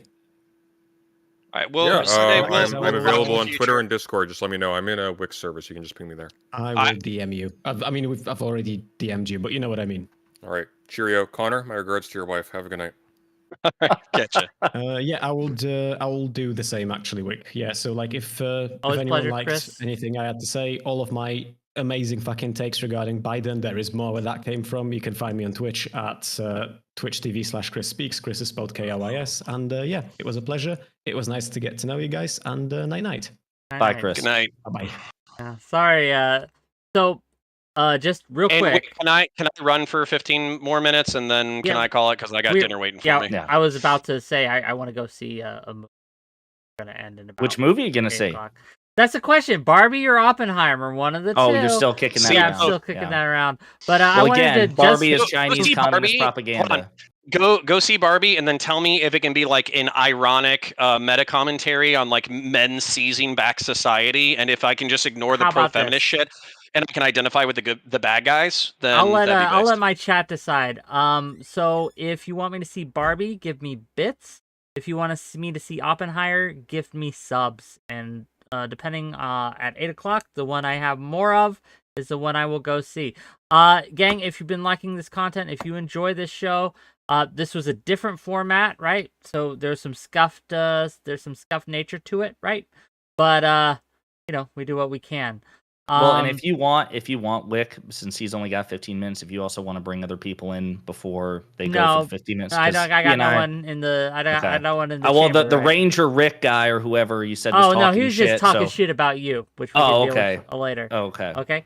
Okay, But let me know when I can share something. yeah, follow the channel, like the channel, subscribe if you're watching on YouTube, watching on Twitch or Kick, hit that follow button. Okay, carry on Okay. for the next 15. Yeah, so real quick, 𝕵𝖔𝖎, the commander of the Tanith First and Only, is disappointed that I sympathize with the Tau. I don't sympathize with the Tau. I was going to make an army of humans with Titanfall Gundams, not actually make a Tau army. I fucking hate Tau. I want to kill them all. All right, sorry, back to it. So anyway, yeah, just the only thing I was going to say in summation, again, number one, you are ascribing a political motivation for a difference in prosecutorial discretion. You're saying that David Weiss exercised prosecutorial discretion, which he is entitled to have. At the end of the day, he was the presiding officer of that case. The attorneys under him do not have the authority to override him. He's not obligated to defer to their judgment. He can make a separate decision, number one. Number two, you're assuming that the motivation for that decision, this Trump-appointed U.S. attorney, was making a political decision. You got to stop saying this to me. So hold on. I'm not going to because your assumption is that this Trump-appointed U.S. attorney actually has a bias towards the Democrats, and that's your burden to prove because it's counterintuitive. No. Let me tell you the way that I actually feel about that. I'm not going to infer. Are you still with me? Yeah. Okay, so Wick's face was just very still for a second, so it scared me. So that's his O face. He's still thinking about look, I'll do the NPC thing where I bounce and go like, no, yum. Fuck that. No, Jesus, no, yeah. I'll mute you, but that'll let me know that you're still here. Okay. So, anyways, no, okay, so no. I don't think that, as a matter of fact, this is something that I kind of want to dispel. Just because I have criticisms of the Institute, I don't even think this is a Republican or a Democrat thing. I think this is Beltway institutionalists being versus people who are not a part of like the Beltway clique. I don't think it has anything to do with Democrat or Republican. And by the way, the reason why I feel this way is the same way that if I was to look at a law enforcement career, the way that I would have wanted to, let's just say that I was in perfect shape, no injuries, emotionally stable, never hurt myself, et cetera, et cetera. I would radically different person then. Yes, a radically different person. So let's presume that I was a radically different person. Yeah. So my career through law enforcement would not largely be pro-Democrat or pro-Republican. It would be pro my job. So, and that's the way that I view prosecutors as well. They might go to the ballot box and Democrat and Republican. They might go to parties and talk shit about different levels of politics. They might even hate fucking Trump. But I think a majority of them care more about what they do on a day-to-day basis than they care necessarily about political bias. Okay? Now, that being said, I think that So when you say, a Trump-appointed judge or a Trump-appointed prosecutor or something like that, that means almost nothing to me.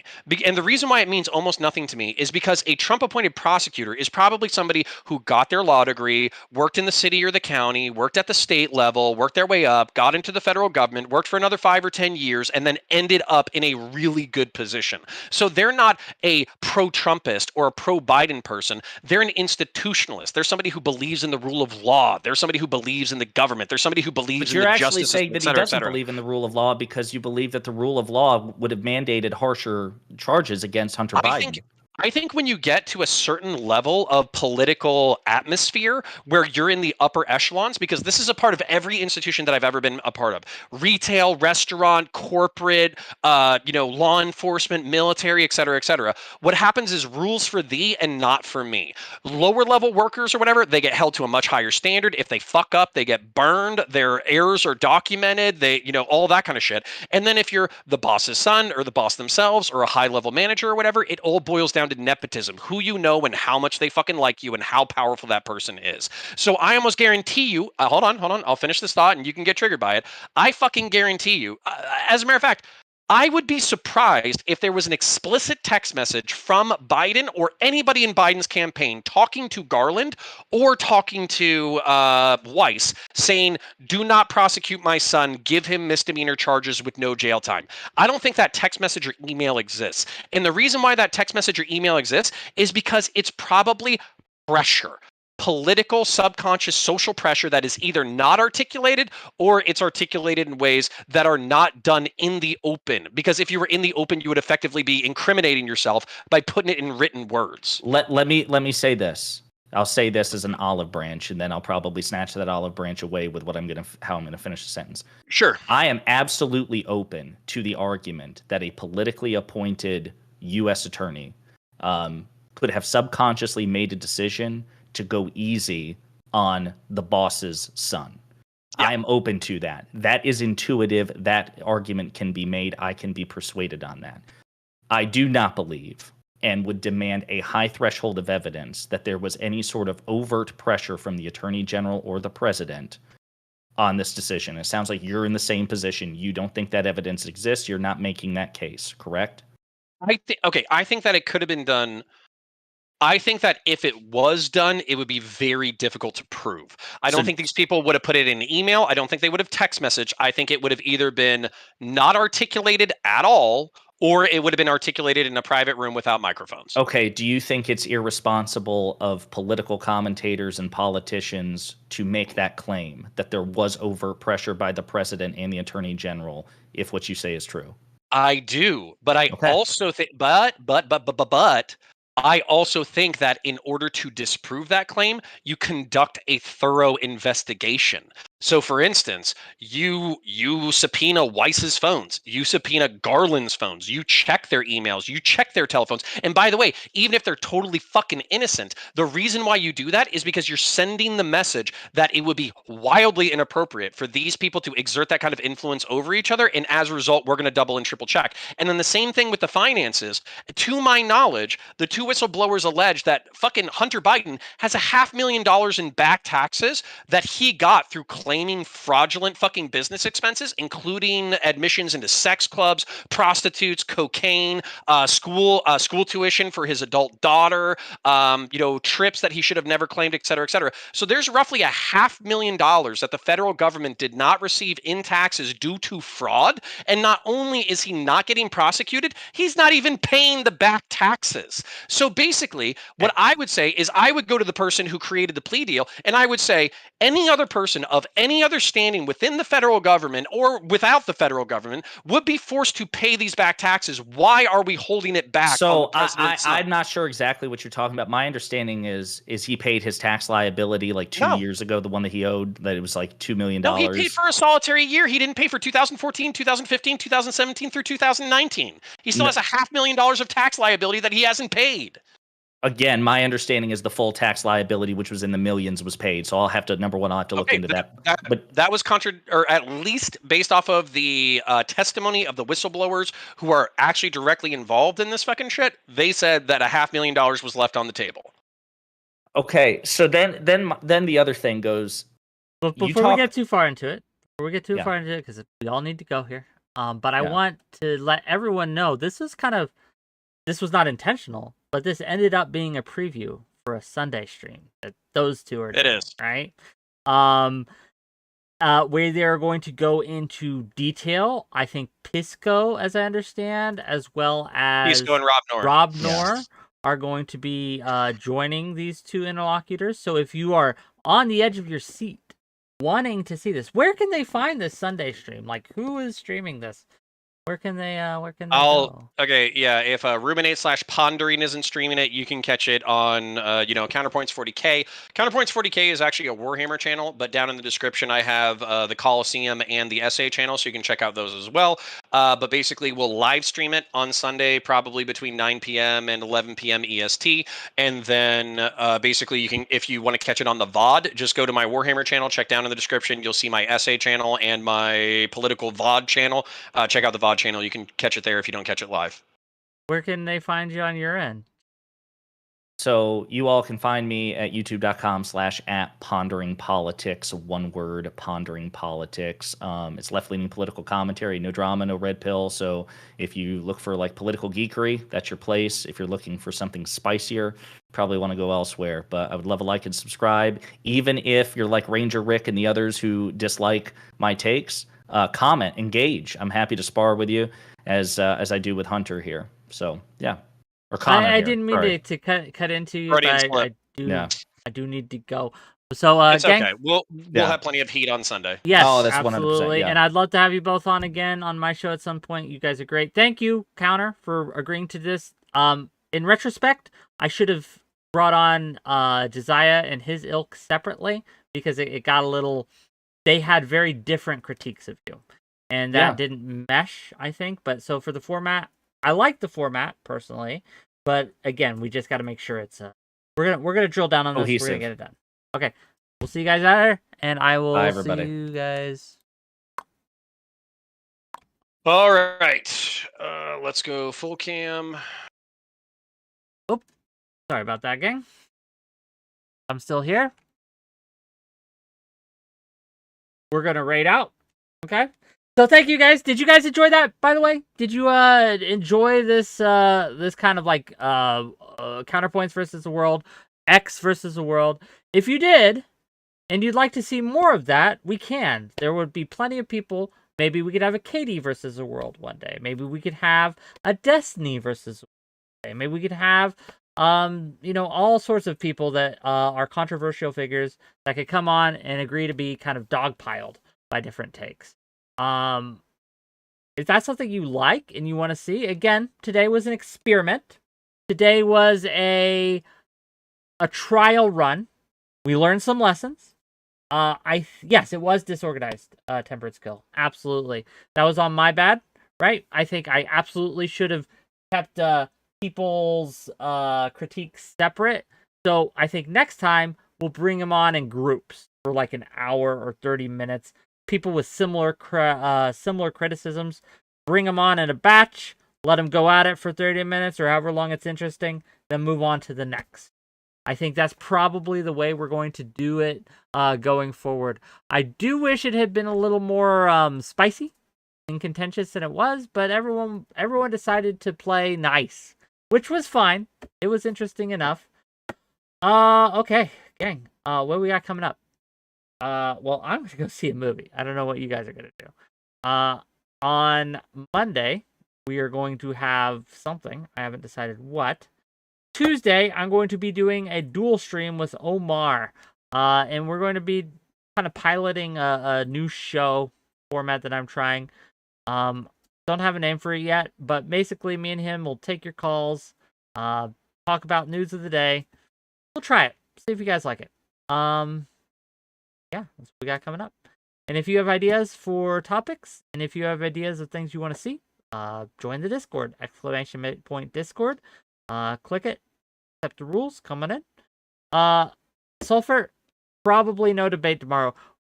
Hopefully soon, Sunday and his team will be debating my team, but we can't seem to keep him from running. Okay? We can't seem to keep him from running away. That's all I gotta say. Last chance to give me some money before we raid out. Who are we raiding into, gang? Zonia dead? Go Zonia? Zonia stream? Zonia raid? Yeah? What do you think? Go. Remember to spam those emotes if you got them. Let her know that this is technically a hate raid. And I'll see you guys